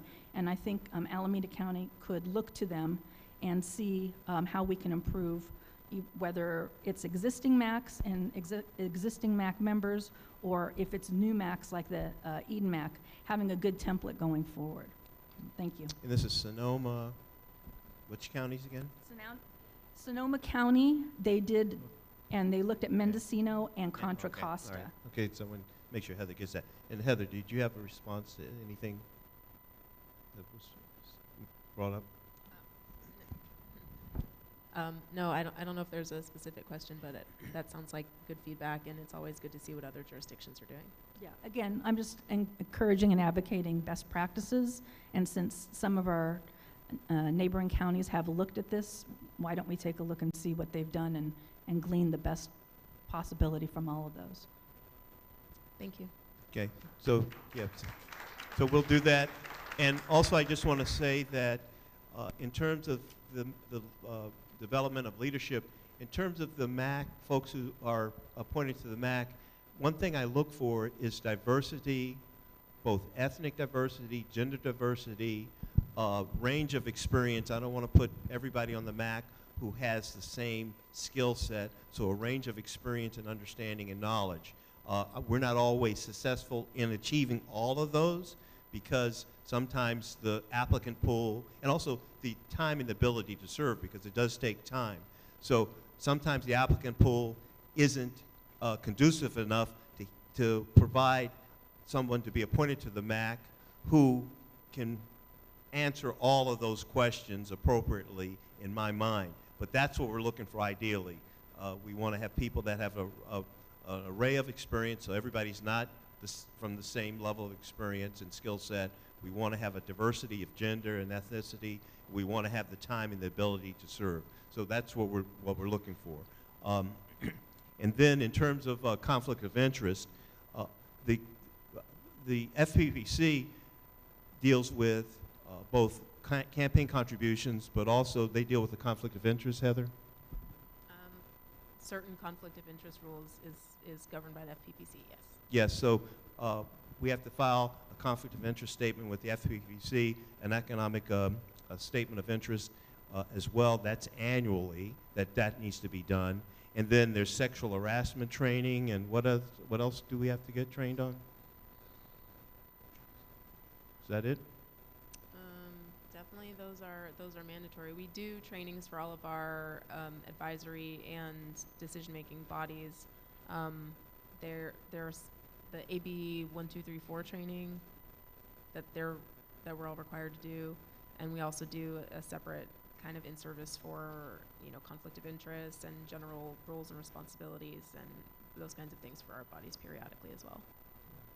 So I know as elected officials, we go through that, if not annually, every 2 years, and then we have to file statements every 6 months, and then some statements we have to file annually. So the thing is, those rules, not all of them are applicable to appointed officials, but many of them are. And I think it's up to county council to try to see how we can ensure that there's appropriate training and orientation for people who are serving on volunteer bodies.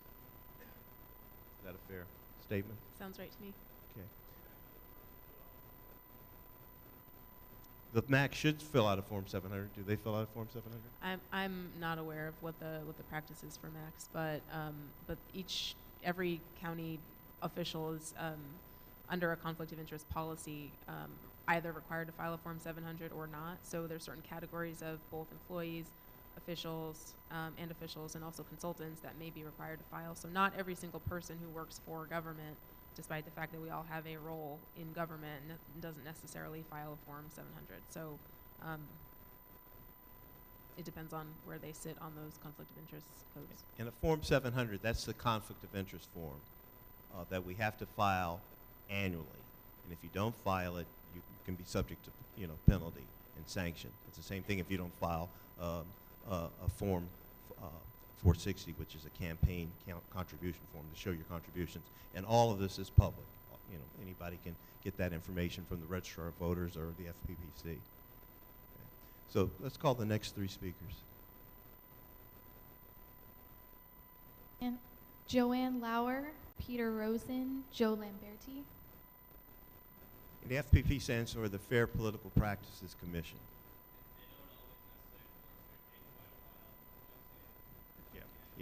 Yeah. So the FPPC, if there's a violation, they have the determination of whether or not to enforce, and then people have due process. They can handle, hire attorneys. There can be negotiated settlements and things of that nature. Yes. Okay. Hi, Joanne Lauer. I've lived in Castro Valley for 20 years. I'm reading this definition that was in your presentation. It says the MACs allow a formal structure of public representation that enables the board to consider community views. And somehow this doesn't seem to be working. And my example is after Public Works went through a massive public process to propose the update to the bike and pedestrian master plan for unincorporated Alameda County, which included 50 public meetings and over 2,000 comments. And when they brought it to the MAC, and we had several people here in this room, and about 27 people spoke in favor of the plan, and 3 people wanted dirt roads still. And the MAC decided, it seemed to be mostly Mark's opinion, but they all kind of agreed that nope, they represent the community and this is not what they want. I don't know how do you get to that? How does that represent the community when the community went through the whole process to create something like that and everyone came here to support it and the MAC just decides that's not what they want? That doesn't represent the community. And not to beat a dead horse, but I think if the MAC members were actually elected by the community and felt a responsibility to the people who put them there, they might feel more representative of the community.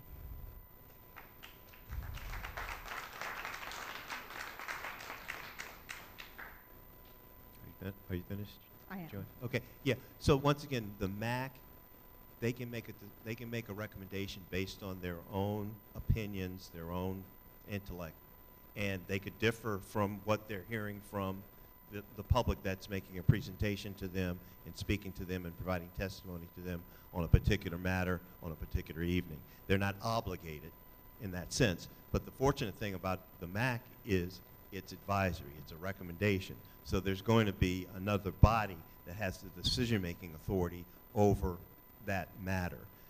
And typically, as Albert pointed out, most of the times what comes from the MAC, we generally follow, but it's not 100%. It's not ironclad. So the MAC could make a recommendation that this is what they think, but the community or the public could show up at another decision-making body and influence that body to make yet a different decision. That's the first thing. Then the second thing is, just because you elect somebody doesn't necessarily mean that those folks are still going to be responsive. So, we're all human beings. People are going to do what they're going to do. So I'm just saying that. An election doesn't guarantee the response that you would hope. It could, but it might not, because there are many elected bodies that, people decide they don't want to support this person for re-election, or they don't support this judge and that opinion that he made. I mean, I'm just pointing out examples. An election gives us a president that some of us don't really feel comfortable with. So I mean, an election doesn't assure you the type of representation that you might want. You're a good example, Nate. We appreciate your representation, and I wish they were more like you.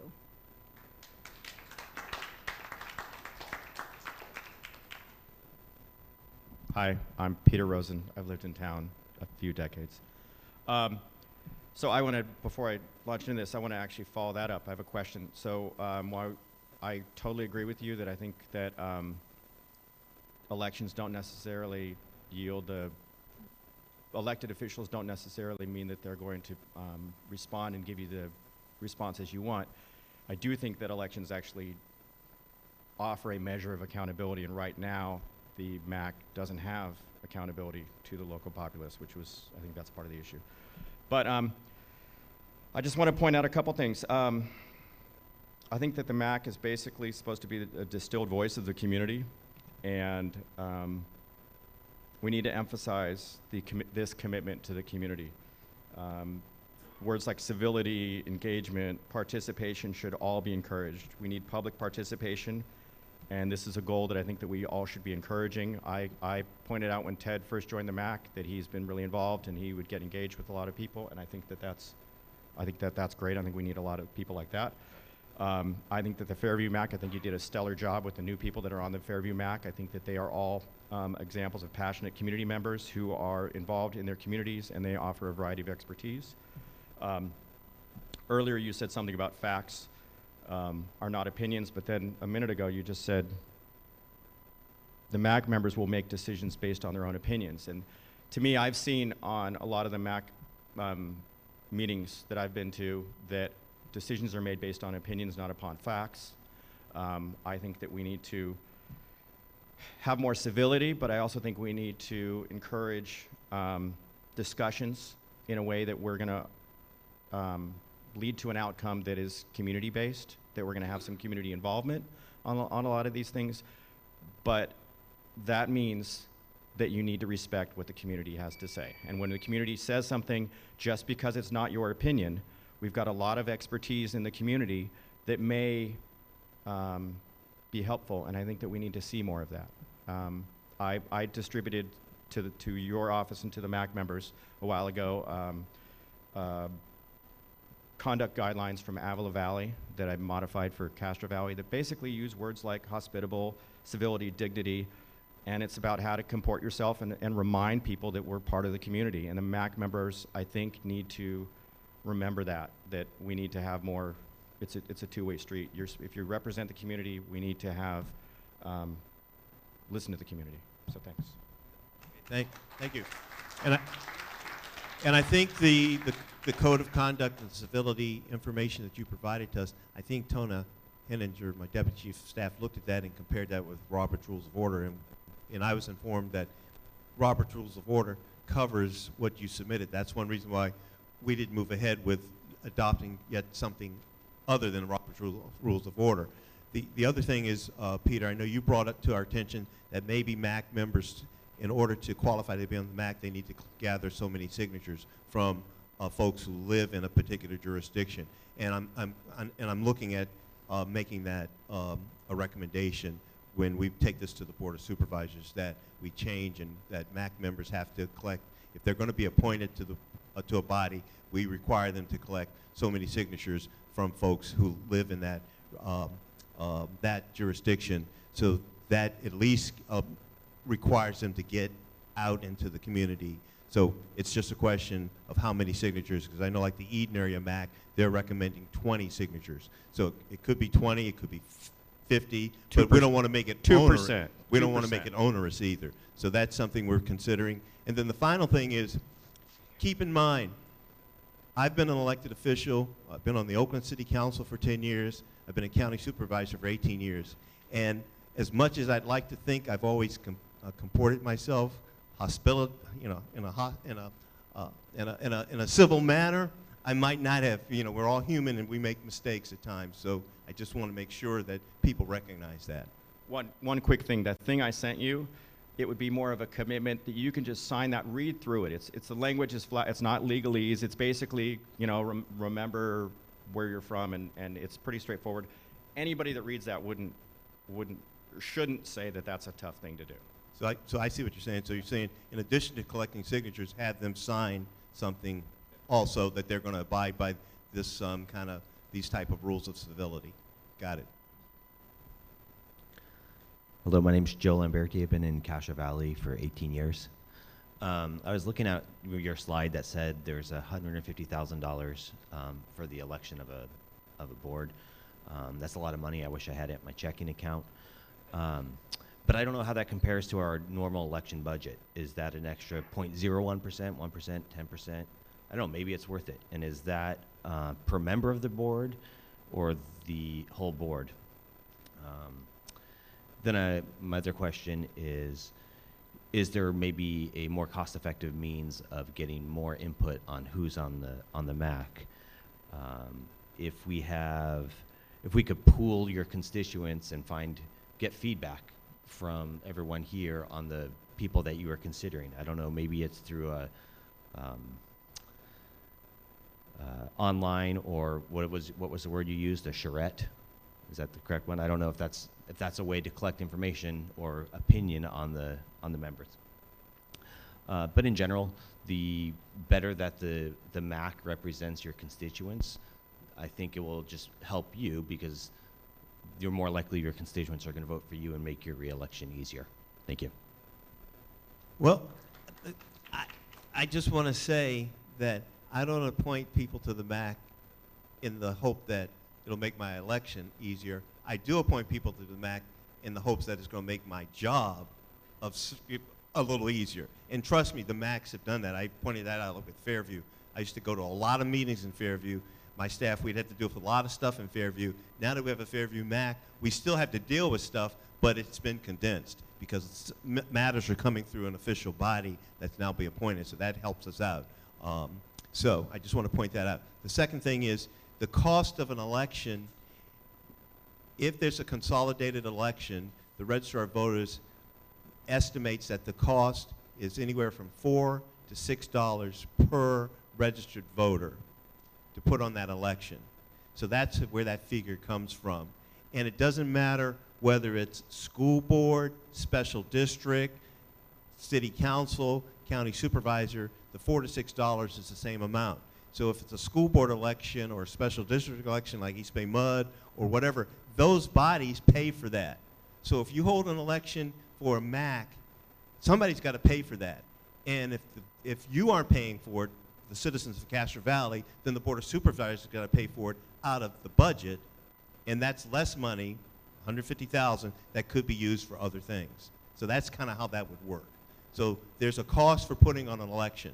That's what we're talking about, and that cost is anywhere from $4 to $6 per registered voter per jurisdiction where that election is taking place. And it doesn't matter what the jurisdiction is, city council, school board, special district, et cetera, those bodies have to pay for that election.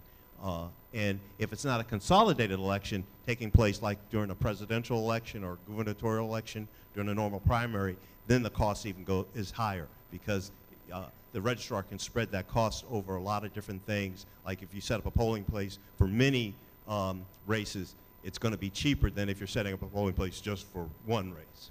And so that's what that's based on. And then the people who run, they also have to pay a fee to run because there's paperwork associated, printing the ballot, putting their name in the ballot, if they file a ballot statement, all those types of things, mailing the ballot out, having the ballot. And trust me, the cost has gone up because we have to have ballots in multiple languages, English, Spanish, Cantonese, et cetera, so there's multiple language ballots that's got to be in too. And that's, jack the cost up as well. So all those costs need to be covered.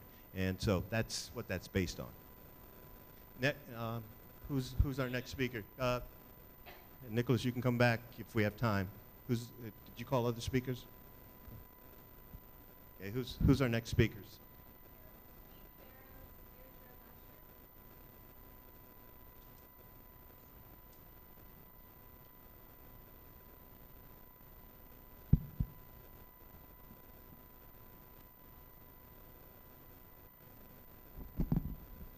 I'm Keith Barrows from San Lorenzo.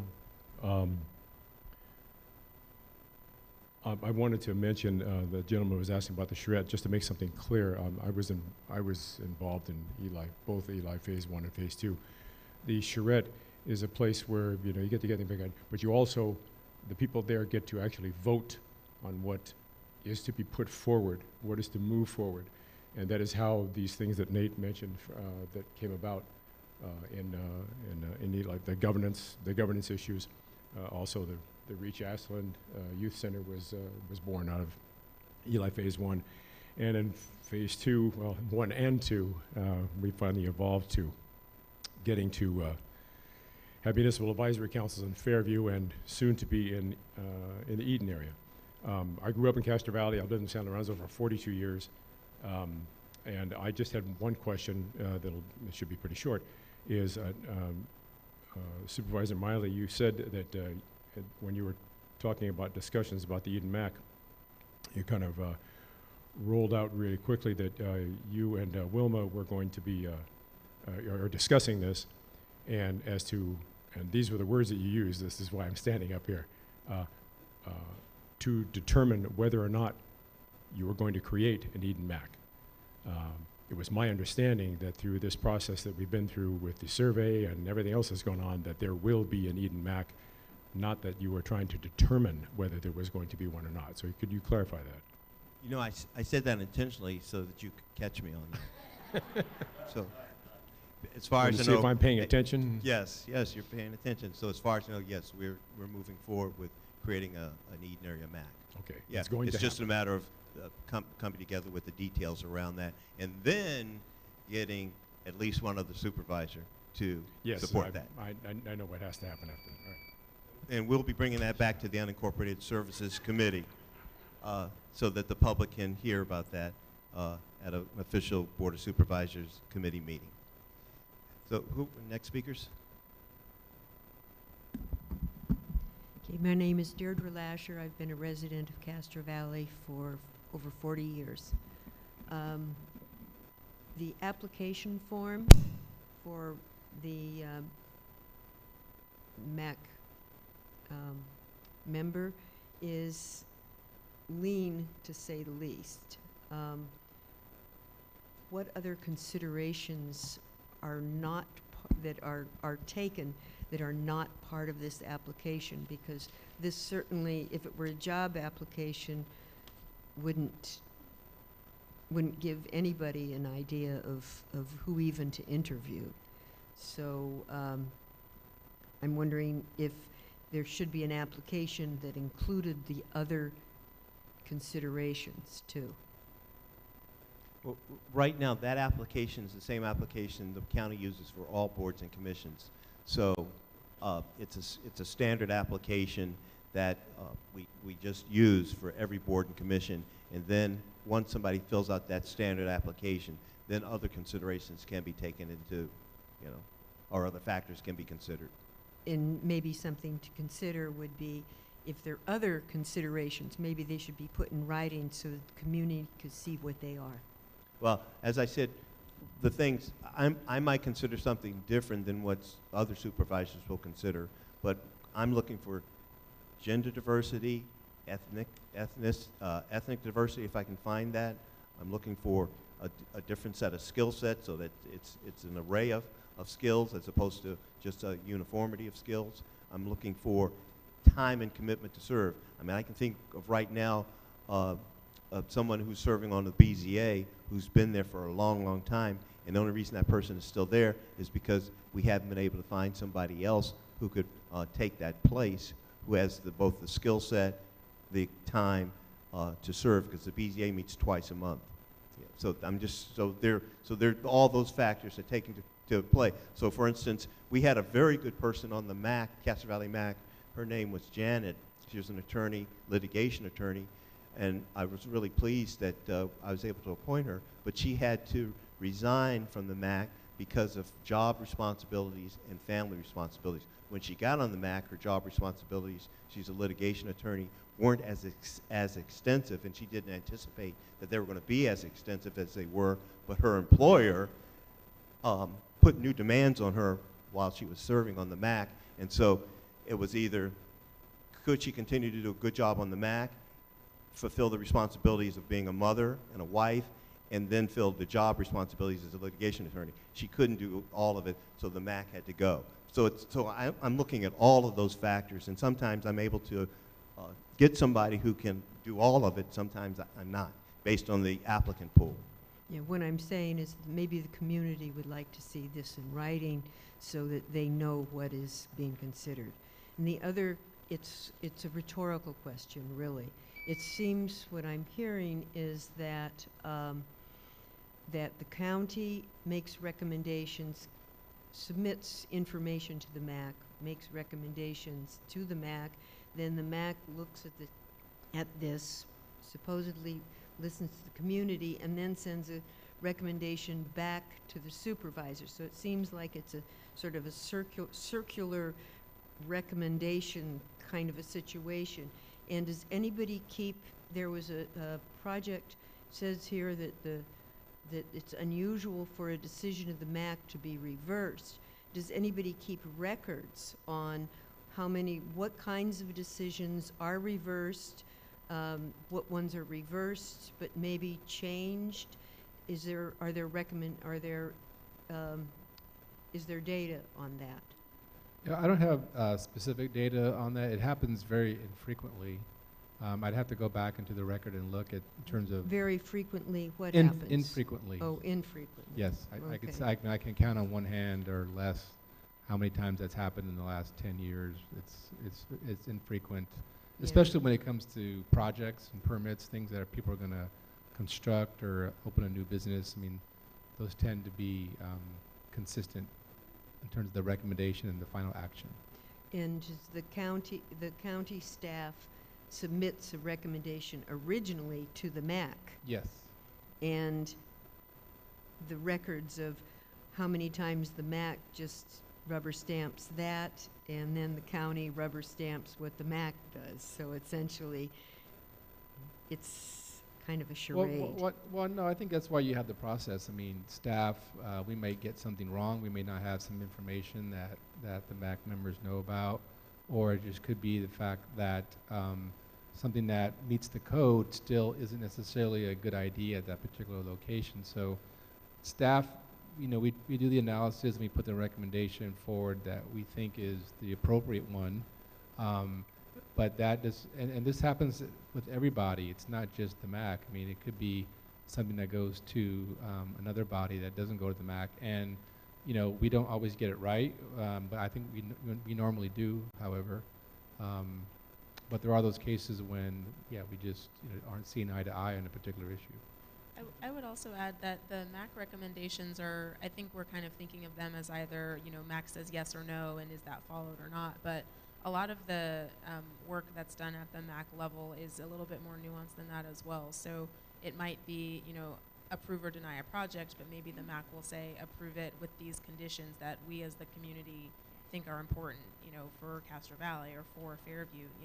If it's the color of the building or the architectural design of the building, that might not be something that came out of planning as a recommendation, but when it's brought to that community level for input, that might be something that's then, essentially passed along by the planning department to the next level. So I don't know that I see it as circular as much as the planning department really operating to shepherd, things through from one to another and to forward on information and those recommendations. Okay, thank you.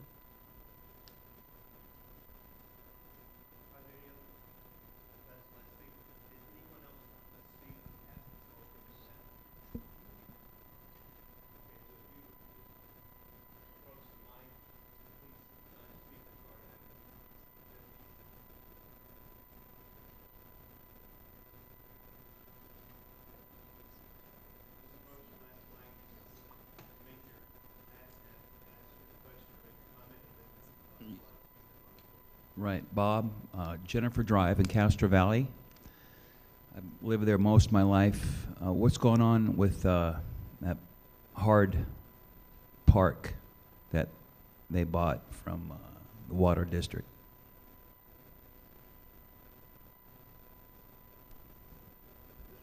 What's the location of that park? It's Jennifer Drive, Carlton. in, I think, Sydney. Yeah, I'll have to, we can trade information. I can get back to you on that. I don't have that at my fingertips. Oh, yeah, I'll come back next meeting and we'll talk. Well, no, I mean, you can just give me your information. I can let you know. But I just, there's a lot of projects, and I just don't know that one by heart. Okay. And that is a hard project, that they're going to build a park there. So Right. it's not necessarily in the jurisdiction of the county. Okay. It's hard. Okay? But we can find out the information for you. Thank you. Okay. Next speaker.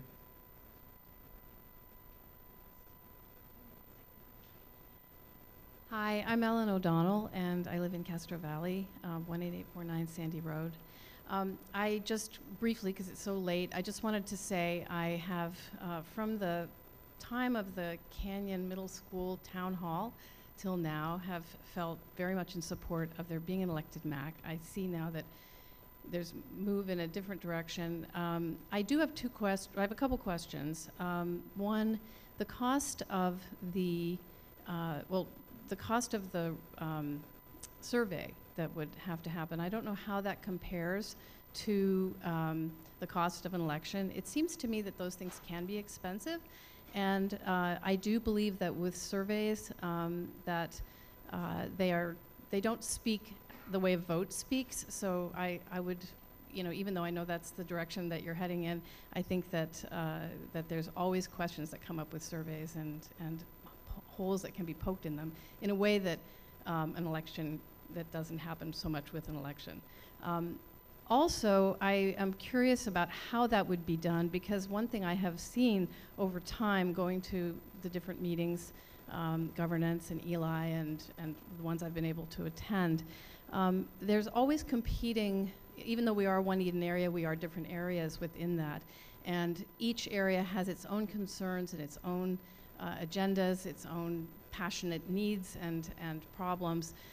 So I think it's really important, should that happen, that there's some way to break out the information according to area. I think that's deeply important so that we can see what people are thinking in each area. The other thing I would like to say, I hope I have one more minute, is I think one thing that's really missing, I've seen since I've lived in Castro Valley, which is 10 years now, what I see that there are, people come to the MAC meetings and the MAC board shows up, but what we don't see is the MAC going out into the community.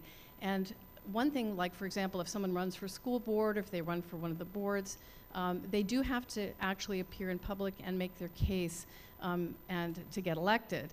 I do think that it would be good to have some sort of process for MAC members to connect with the community, to get their input. I don't think getting 20 of your friends or your neighbors to sign a paper for you is really it. I think there's something more that's needed.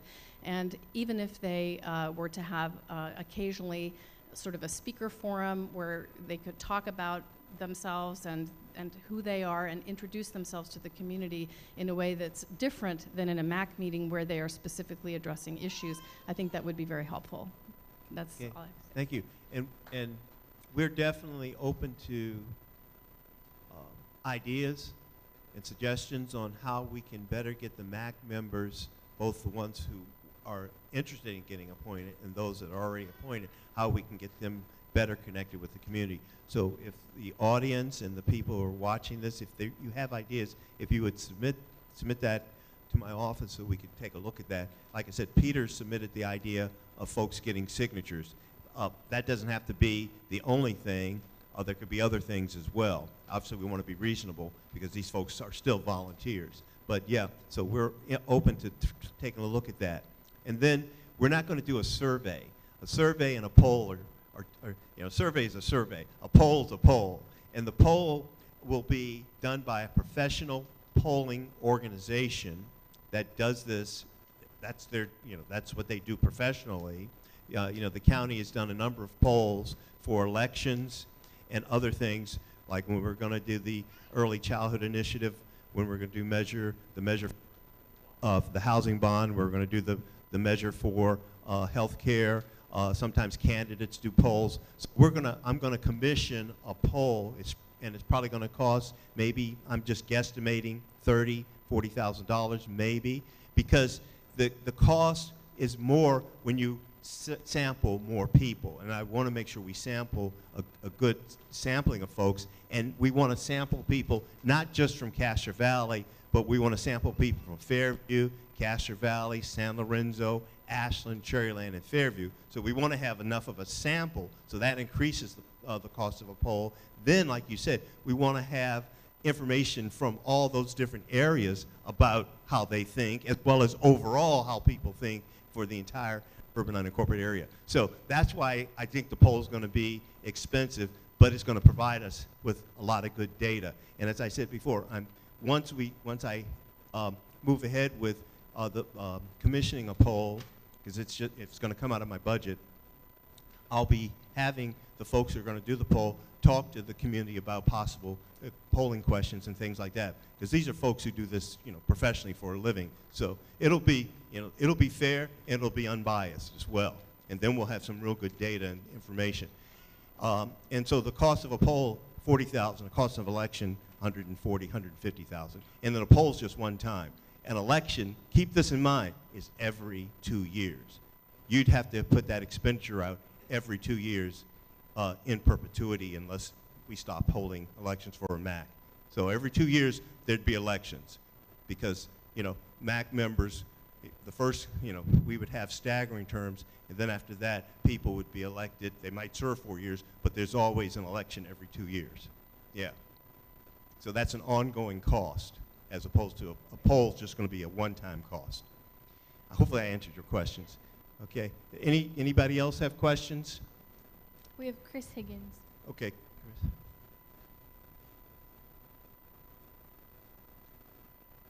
Couple of observations, but the first one is really a question for Heather. As a member of a new MAC, do I need? I heard this liability. Do I need a larger umbrella policy? And I'm serious. Okay, well, so I can't give that kind of legal advice directly to you, especially not in a public forum. So it's a fair question. I understand that there is some risk in the sense that sometimes individual board members are sued in their individual capacities. So that's something we can talk about offline in terms of what the limits of that risk probably may include in your public capacity. Probably not today. It's okay. Just want to put it out there. When you're volunteering for something.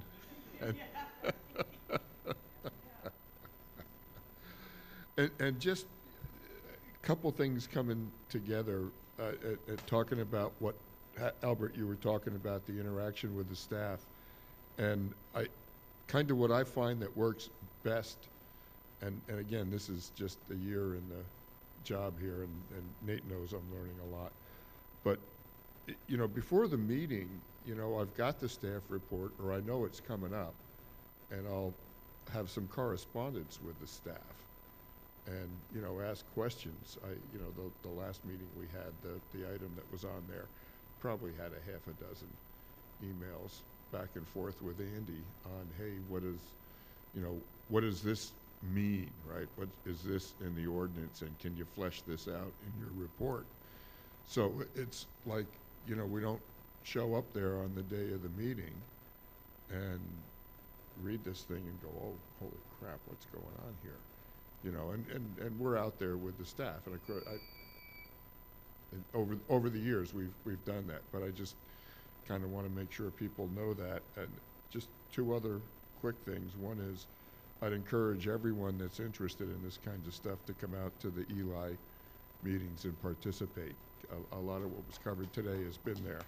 It's a big deal, and you'll meet some really cool people. The other is, if you're interested in this, I really recommend that you sign up for the annual County Leadership Academy. Is that what they call it? I think I went through that in 2005, 2006, and it was a good use of my time. So let me leave it at that. Yes, I'm glad Chris mentioned that the county puts on a leadership academy, and it gives you a lot of useful information about the county budget, the county departments and agencies, everything you wanted to know about county county government, and it's very useful for citizens. So it's our Leadership Academy, and we also have an academy for youth as well. It's very, very useful, very informative. The one other thing that I just wanted to respond to about MAC members being public officials and being liable. Often, and I'm not, it doesn't happen often, but if you are sued in your capacity, your official capacity, you know, the Board of Supervisors, we can take a look at that and we can decide, you know, the county is going to cover that or not cover that, you know, cover your exposure. It's not guaranteed. And I know, for instance, when we were sued, county was sued, the MAC was sued, Castro Valley MAC was sued on a particular land use decision. It was really dealing with Redwood Christian and the expansion of the school out there. Ultimately, the members of the MAC were dismissed from that lawsuit, but they were sued in their official capacities initially. And we, and the board voted, in, you know, behind closed session that we would cover, you know, their legal defense around that, but they were dismissed. But I'm just saying it's not always guaranteed. Because somebody could go out and do something that's totally egregious, and we would say we're not going to cover, you know, your legal expense for this, because this is just out of the, you know, the ordinary. Okay, so I really appreciate everybody coming. Appreciate that this was live streamed. I hope you found this to be informative, because as I said, we wanted to separate fact from fiction, and as I said, people can have their opinions. I wanted to get some useful information out there. The next step is I do want to conduct a poll so we can get more information that will help us to be more informed about how people feel about governance going forward in the unincorporated area, and then use that information to help us shape a charrette. And all this would take place probably in the next fiscal year, 2019-2020, the 2019-2020 fiscal year, mainly because I'm pretty tapped out. I probably overexpended my budget as it is. So, you know, all that stuff over there and all these staff members out here, I'm just kidding. That's not why I'm overextended. I just have a lot of people coming at me for a lot of different things. So I'm probably already overextended in terms of commitments for my resources for this fiscal year. So to do a poll, which is going to cost a healthy chunk of change, and to do it right, I need to make sure I budget for that. And I haven't budgeted for that in this fiscal year, but I will budget for it in fiscal year 1920. So thank you all for coming out, and hope you found this useful.